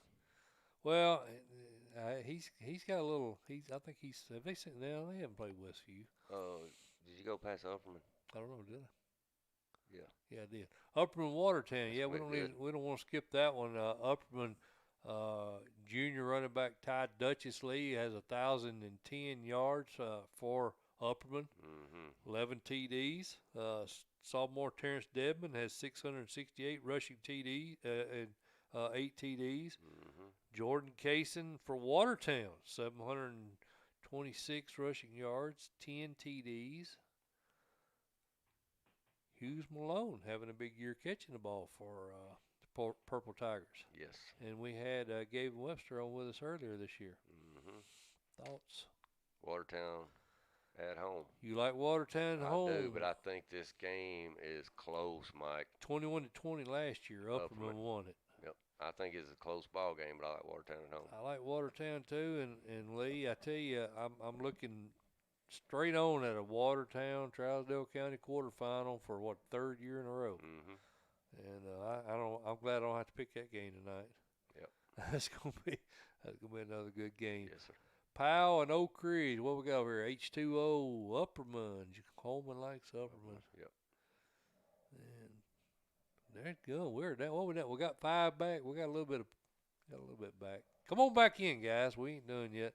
Powell and Oak Ridge, Lee, and this is we've had Matt Lowe and we've had Joe Gaddis on this year. We've had a lot of good coaches on this year. Oak Ridge, Joe Gaddis said this is the best offensive line he's had in several years. Mitchell Givens doing a really good job there, 1,205 passing yards, 12 TDs. Kendall Jackson, 640 rushing yards for Oak Ridge. But other side of the ball, Jordan Potts having another big year for him, leading almost 2,000 passing yards, 21 TDs. Who you like? Powell. Like Powell on the yes, road. Sir. Powell. That's a close game, you think? No. Really? No. 27-21 Powell last year. I think this is a close game, Lee. No, I don't. I think this is a field goal game, Lee. I think Oak Ridge gonna have a hard time matching up with them wideouts.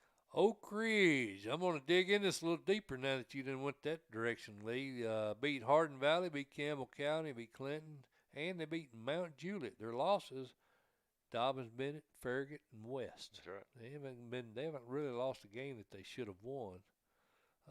Maybe Farragut. You might can say Farragut. They might should have beat Farragut. Dobbins, Bennett, better team. West, better team. Yeah. So they don't lose games they're not supposed to lose. Look on the opposite side of that. Powell lost to the same West team. I don't have a score comparison, but you think it's going to be a blowout. I didn't. You said it's going to be close. Well, you said it wasn't going to be close. 10 points is not. What are you thinking? What are you thinking? I'm thinking a field goal. I'm thinking 10 or better. 10 or better. Yep. You thinking blowout then? I'm thinking at least 10. Lee I think Teat, they're going to have killing a hard me. time with them receivers, buddy. It's going to be a close game. It's at Oak Ridge. You know that, right? Yep. You know it may be raining. Yeah, And Powell hadn't played in a couple weeks, so they're healthy. And Kendall Jackson's pretty darn good running back. But you still saying a blowout. I think Powell by 10. That's a blowout.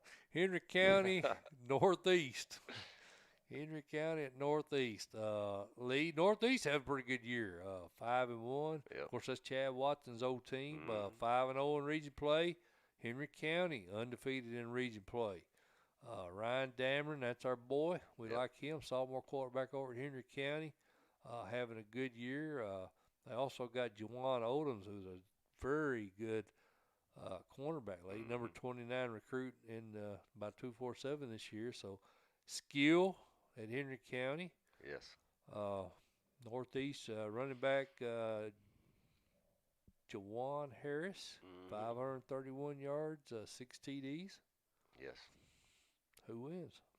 Henry County on the road. On the road, Henry County. I'm going with the Patriots also. Ryan Dameron has a big game. It's going to be a pretty good game right here, Mike, I You think so? Greenfield and Lake County. Coach T, big ones contest. What we got over here?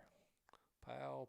Everybody likes Powell. Nobody's going with Oak Ridge. I want Powell too. I just said it's going to be close. Yeah. Jacket Lover likes Henry County, but it will be close. I don't know about that, Jacket Lover. It may be, but I don't think it will be. Greenfield and Lake County, Mr. Teat. What Coach T say about it on this game? I think the majority like Greenfield in the big ones contest. I'm not 100% sure about that, but I'm thinking Greenfield was the favorite. I like Lake County in this game at home. What say you, Lee Teat? I've been wondering about this game, man. I know you've been kind of a homer for this Greenfield team. Well, I mean, I like how they're playing. I was talking about Lake County and West Carroll last week, and all you want to do is talk about Greenfield. Yeah. I knew this game was coming. I'm gonna go Lake County with you. You ain't gonna stray away. Yeah, the Falcons, man, they learned how to win tough games last year. At home too. And they got different coaching staff, but I mean, he was well, no, he wasn't. He was offensive coordinator in Georgia, wasn't he? Of course, we're talking about Quinn, the new head coach there. Right. Don Pitts at Greenfield, been there 8 years. Yeah, but you don't forget how to win. You don't forget how to win, and those kids haven't forgot how to win, have they? No. Monterey and Clay County. What we got? Everybody going Lake? No. Holman's with you. No, he went Greenfield. I went Lake County. I thought you was going Greenfield. All right, I'm going to check the tape on that. Yep. Monterey, Clay County. Monterey, Lee Teat, 5-1, 3-0. Scott Hughes squad coming off their first loss to Bledsoe County. Of course, it was off last week, but prior to that, lost to a good Bledsoe County, 20-14, and then White County defeated Clay County 28-7 last week. They're at 5-3, 2-1. Monterey still undefeated in this Region 4. Both teams still got to play Gordonsville. Is that right? That can't be right, can it? No, it can't be right. I bet that was let's see, where's Clay County? Beat Columbia Academy, Joe Burns, and they lost to Stone Memorial. Am I even talking about the right region? I ain't talking about the right region, am I? That's right. Yeah, they am. Isn't Gordonsville in this region? Yes. So what's the deal here? Both these two teams don't still play Gordonsville. There's no way. There's only two. All right, I'm lost. I'm going to have to look this up. Anyway, who you like in the game, Lee? As I scramble to look this up. Monterey. You like Monterey in this one? Mm-hmm. I'm looking Gordonsville up, Lee. I'm curious now. I think I may be losing my mind. They end the season. Monterey. Okay. All right. So they did play Clay County. Beat them 20-0. Beat 20-0. Okay. I don't know why I didn't have that in my notes. My apologies. So Gordonsville and Monterey are the only undefeated teams in this region. Correct? Getting back to that, you like Monterey. I do. Monterey played Bledsoe County close, and then I don't know, Lee. I kind of hung up on this. Since Clay County's a pretty good ball team. They lost to Sparta, which is a good team. They lost to Gordonsville. They lost to Stone Memorial, which is a much bigger school. Monterey kind of jacked me up last year. You know, they went undefeated in the darn regular season, 10-0, and then lost the first playoff game. So I was kind of a little pissed off at that. I think I picked them to win. They lost. So I kind of I hold a grudge. Lee. You? Yeah, No I do. way. I do. I'm gonna go Monterey too. I tell you what, I'm real tempted to take Clay County in this one. I'm gonna go Monterey. Yeah. Just because I'd like to see an undefeated game with them in Gordonsville next week. Dobbins, Bennett, Science Hill, Lee. I like the Indians on the road. DB, brother. DB. I ain't even going to spend a whole lot Yep. of time on that. I think DB wins. Riverdale, Warren County. Now, this is an interesting game. C.J. Taylor, man, is just blowed up. He for, has. Warren County. 1,352 rushing yards, 19 TDs, passed for 485 yards, and 3 more TDs. He also returns kicks, he returns punts, and he plays defense. That's right. And he's never comes off the field. He's a good shot at being on the Friday main event ballot for Mr. Football, just to let you know. Yep. Well, buddy, I think that undefeated comes to an end. I think Riverdale gets them. I don't know what's going on here, Lee. Microsoft started trying to open up. You gotta love it. Yeah. Well, anyway, so you like who? Riverdale. Freak is going on? Sorry, folks, I lost my live chat here. We don't know what's going on because my laptops went crazy over there. Laptop number 2 on the blink. I don't know. Heck with it, Lee. I ain't gonna worry about it. So you like Riverdale? Yes, sir. I like Riverdale. My thing about it, though, man, is Jamison Holcomb will not be there again this week. I talked to Kelly on the sideline last week when I was over there, Lee, at the Battle of the Borough. Broke his finger, and he's going to be out again this week. Kelly said he would probably be back for the Coffee County game next week. Right. So without him, I think you got to give Warren County a shot, especially with C.J. Taylor. But Riverdale was flying to the ball on defense, man. That was anybody's game at halftime against a really good Oakland team. Well, they held on Oakland to 30 points, right? They did. I'm sorry. Has anybody else done that all year? No, they didn't. And it was real close. What the heck is going on with that, Lee? I don't know, buddy. He's just doing all kinds of stuff. Heck with it. I'm sorry. I get obsessed with something. My laptop's Riverdale. Riverdale. I'm going with you, Riverdale. I'm sorry, folks. I got sidetracked. My apologies. Beach and Gallatin, Lee Teat, Anthony Crabtree squad is 6-1, 2-0. The only loss was to Powell, team we just talked about earlier. You're not going to spend no time on it, huh? No. Yeah, Gallatin hadn't played real well. They got shut out by Hendersonville 46-0. We had Chad Watson on last week, Lee. They got a lot of youth in a lot of places. And Mason Stanley, I don't think he's gotten up to speed on the system quite as fast as they had hoped he would. And I'm sure not having any, practice and whatnot, no scrimmages, no 7-on-7s. We think that probably had something to do with it. Yeah. But he'll be playing college ball. Good football player. Yeah, I don't know what's going on over there. That laptop's got a mind of its own. This just went crazy over there. Ravenwood, Cane Ridge is a game that got canceled, as we found out when we talked to, what the heck? That must be, I don't know what's going on. I'm sorry. I just need to shut that thing down so I'll quit looking at it. We got a laptop, man. It's like, it's got a mind of its own over there. I don't know what it's doing. Alcoa and Gatlinburg-Pittman, Lee Teat. You skipped one? I don't know, did I? Yeah, Nolansville, Tullahoma. Yeah. I might not want to skip over that one. That's a game I'm planning on attending, Lee. Keyshawn Cummings at Tullahoma had a big night last week. 9 carries, 136 yards, 2 scores in that win over Maplewood. Also, you got Jacoby Thomas. Tullahoma's kind of pushing him for Mr. Football. He's had a heck of a year. Scott. I think he's got 140 all-purpose yards per game so far this year. Yeah. Ryan Scott, the dual-threat quarterbacks look good. But opposite side, Ryder Gallardi. Correct. 3-year starter there at quarterback. We had Paul Derrick on with us as well as John Olive. We've had some good coaches on, as I mentioned, Lee. This has potential, I think, to be a really good game. But I like Coach Olive up front, dude. I think they're just too good up front. Best offensive line he's had in his 27, 28 years at Tullahoma, he said. Yeah. He said this is the best team he's had in 28 years. I like Tullahoma. That's pretty impressive. A guy's been in it that long, so that's Yeah. the best team he's ever had. Yeah. I'm going with Tullahoma also. Alcoa and Gatlinburg. GP. Yep, Gatlinburg-Pittman, Derek Ring and Gary Rankin, 2 coaches, been on the show this year. Mhm. Seeing a recurring theme here, Lee. Yes, sir. Buddy, I think his Derek Rain's freshman quarterback. He's gonna get his hands full tomorrow night. You think so? Yeah. Alcoa is just too good. 41-0 over Kingston last week. GP Lee has beaten Northview, Scott, Pigeon Forge, Seymour. Their only loss was the Kings Academy. Mhm. And I think the kid, isn't that big lineman for Kings Academy, isn't he a UT I commit? think so, yes, sir.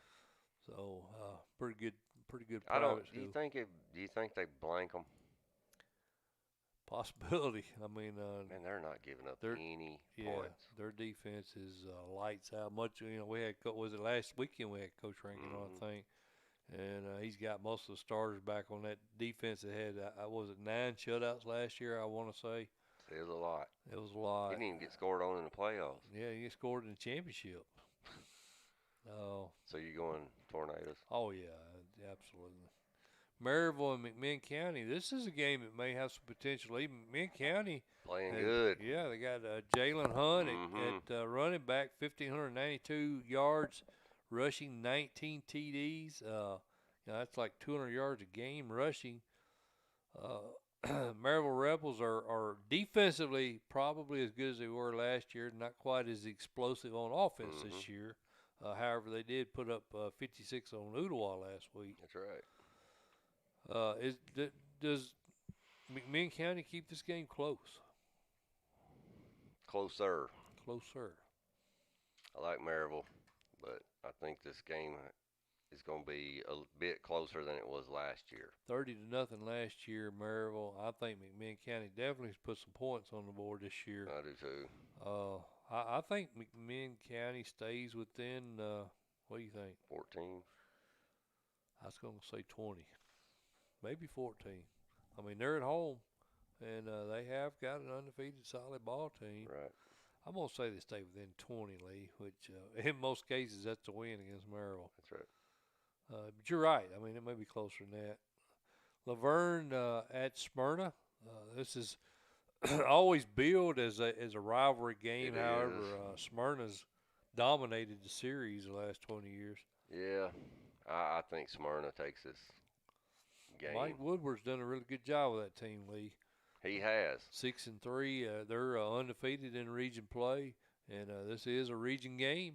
Matter of fact, both these teams are still undefeated in region play. That's right. Both have benefited from COVID wins. That's Smyrna, buddy. That's Smyrna. Smyrna's got a young quarterback, Lee, and got a young running back. Carter, I think. Did you know Carter's parents? No, it's the big lineman over there. Okay. Rucker. But Landon Miller's done a really good job at quarterback. Their running back Ray Banner, Lee, 1,432 rushing yards, 22 TDs. Of course, we're talking about Laverne. Right. He's legit. Is he the difference maker in this one? He could be, but I like Smyrna at home, and I think those kids get up for that game. Pretty contested matchup right there. I think this is a close game. I do too, but I like Smyrna. I like Smyrna too, but I think it's really close. East Hamilton, Anderson County, Lee. It's the region title on the line here over in Region 2, Class 4A. Grant Riddles, buddy of ours, got knocked off by Walker Valley. Yep. Was that a trap game? I don't know, Were man. they looking ahead maybe to Anderson County? I would feel a lot better about this ball game if that score wasn't 40-12. Me too. Me too. Anderson County is so tough, man. They've lost a pal in South Dole. Yeah. And they gonna play you tooth and toenail, and I like Hatmaker. Yeah, he's solid. It's going to be two, of course, Haynes Ellers on the opposite side of the ball. That's exactly right. Two really good senior quarterbacks going at it head-to-head here. Davy Gillum, how many state titles would he have won if he didn't have to battle with Region 1 over there, Elizabethton, and, of course, Greenville? He'd probably be looking at maybe 3 state titles in his career. That's exactly right. I'm going to go Anderson County at home. I am too. I'm with you. The Walker Valley loss is a little disturbing. But you may be right. They might have been a trap game, Might have been. I just can't. Anderson County's a tough place to play. You heard the coaches last week talking about that. Yeah, and Walker Valley's good. Yes. So I mean, I don't want to demean them any. No. But I thought that game would be closer. Matter of fact, I think you and I took East Hamilton in that game, did we not? Yes, I did. Hardin County and Milan, Lee. That's our game of the week over in West Tennessee.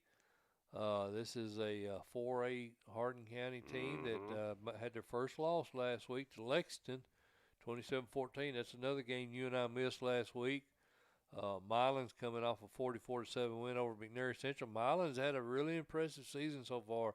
They beat some good teams. They beat South Gibson. They beat the Lexington team that knocked off Hardin County last week, which is huge. They beat Huntington. They beat Covington. Their only loss was to Peabody.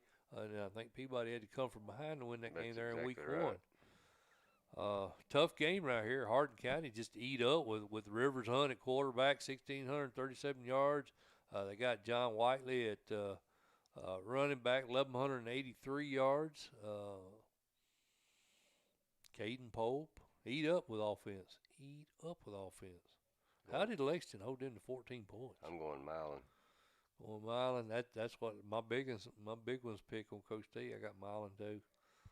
I mean, they've played tougher competition and they've beat them all. I mean, there's not a lot. Yep, I think Coach Diffie has got them rolling. He does, and Anthony Brown, my boy. You know what, man? Quarterback. We might see them make a big run in 3A. And the team out of Quad 4 will be hosting Lee in the semifinals this year. So if Milan or Covington can, or even South Gibson can make a run, they'll get to host that semifinal game, which is huge. Pearl Cone or whoever from the east or from the mid-state would have to travel. I'd say you'd have to say Pearl Cone right now based on what we've seen.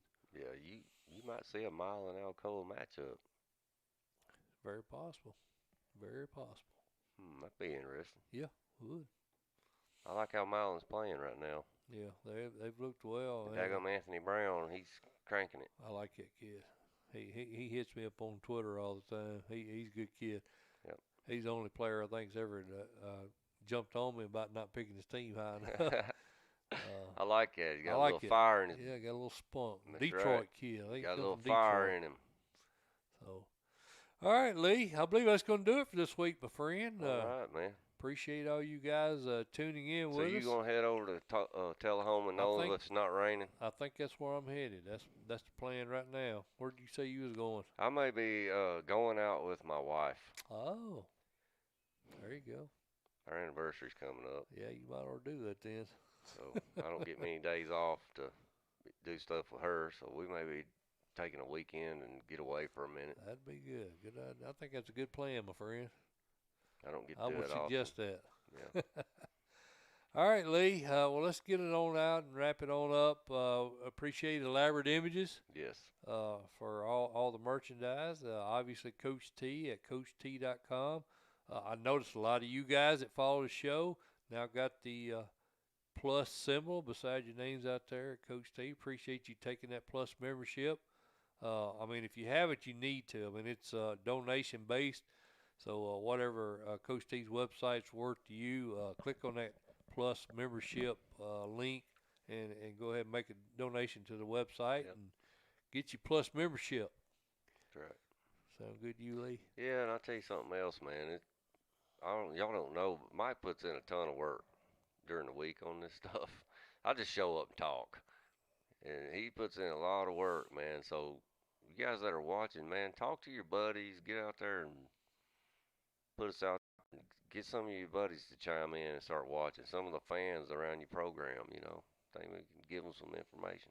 Yeah, that'd be good. We would definitely like to see our numbers jump up, Yeah. man. If anything, our numbers are going down, which I understand. You got college football, you got NFL, you got a lot of things we're up against now. We got the presidential debate fixing to come on, which I'm sure you guys want to get over to that. Right. I know. But yeah, we'd like to see our numbers go up, no Yeah. doubt. We'd like to see the little thumbs up down at the bottom. Sure. If you watch it, click the thumbs up. It's not. I don't think you're going to get this kind of banner or interviews or shout outs to some kids and programs anywhere else. Right. Yeah. So, you know, get it out there. We're in it for the right reason. It's kind of like Coach Black said, you Yeah. know. I think We ain't getting paid, brother. Yeah, we get paid. We love this stuff. But that's what the coaches appreciate, you know. That's right. The fact that we're just doing it for the love of the game. That's it. All right, man. Well, let's get out of here, Lee Teat. Let's Next go. Thursday, 6 o'clock, Friday main event. And I'll play some more scrimmage video on the way out. I'm going to shut. Oh, I want you to see this. At Horton halftime catch, that Riverdale-Oakland game, one thing, Riverdale was in that game. I'm going to show you guys this. Horton, a big-time receiver from Innsworth, transferred over. And if there's 3 seconds left in the game, Lee, and they got the ball on the 35-yard line, where's the ball going? I'm throwing it to Horton because he's going to catch it. Riverdale coaches are yelling, cover 7, cover Horton. Everybody knew where it was going, and they still couldn't stop Can't stop it. Can't stop it. So I'm going to show you guys that play. Looks like T.O. He is. He's unreal. I'll show that on the way out, guys. So enjoy, man. We'll see you guys next Thursday. I'm Mike Molder. He's Lee Teat. We are the Friday main event. Appreciate you guys.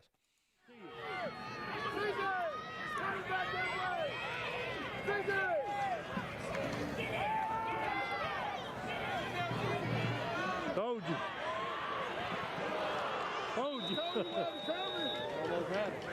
Yeah, I knew that's where that was going. I did too. Schmuchter's pass overthrown and incomplete. Go to it again. Listen to me. The pass intended for number 2, Jordan James. Number 7, Horton. Correction, the pass intended for Isaiah Fulton. That's my boy. Hey! Ben! Hey! Woody! Back up! Go run it this time. Right here!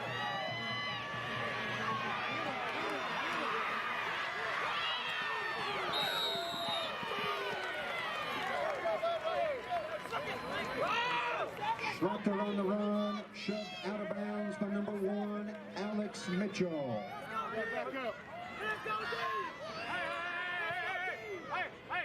Go call timeout. Hey, you go weak. You go strong. Call it to most wide. The ball mark at the 35. Horton, First what's down, 7? Oakland.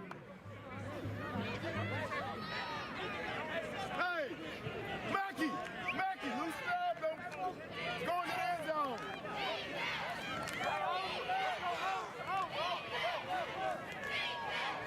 Hey, watch. Beat him up, Elijah. Beat him up, Elijah.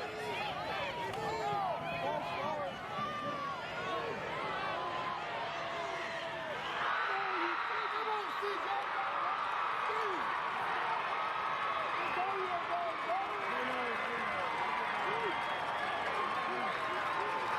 Schmuchter's pass to the end zone.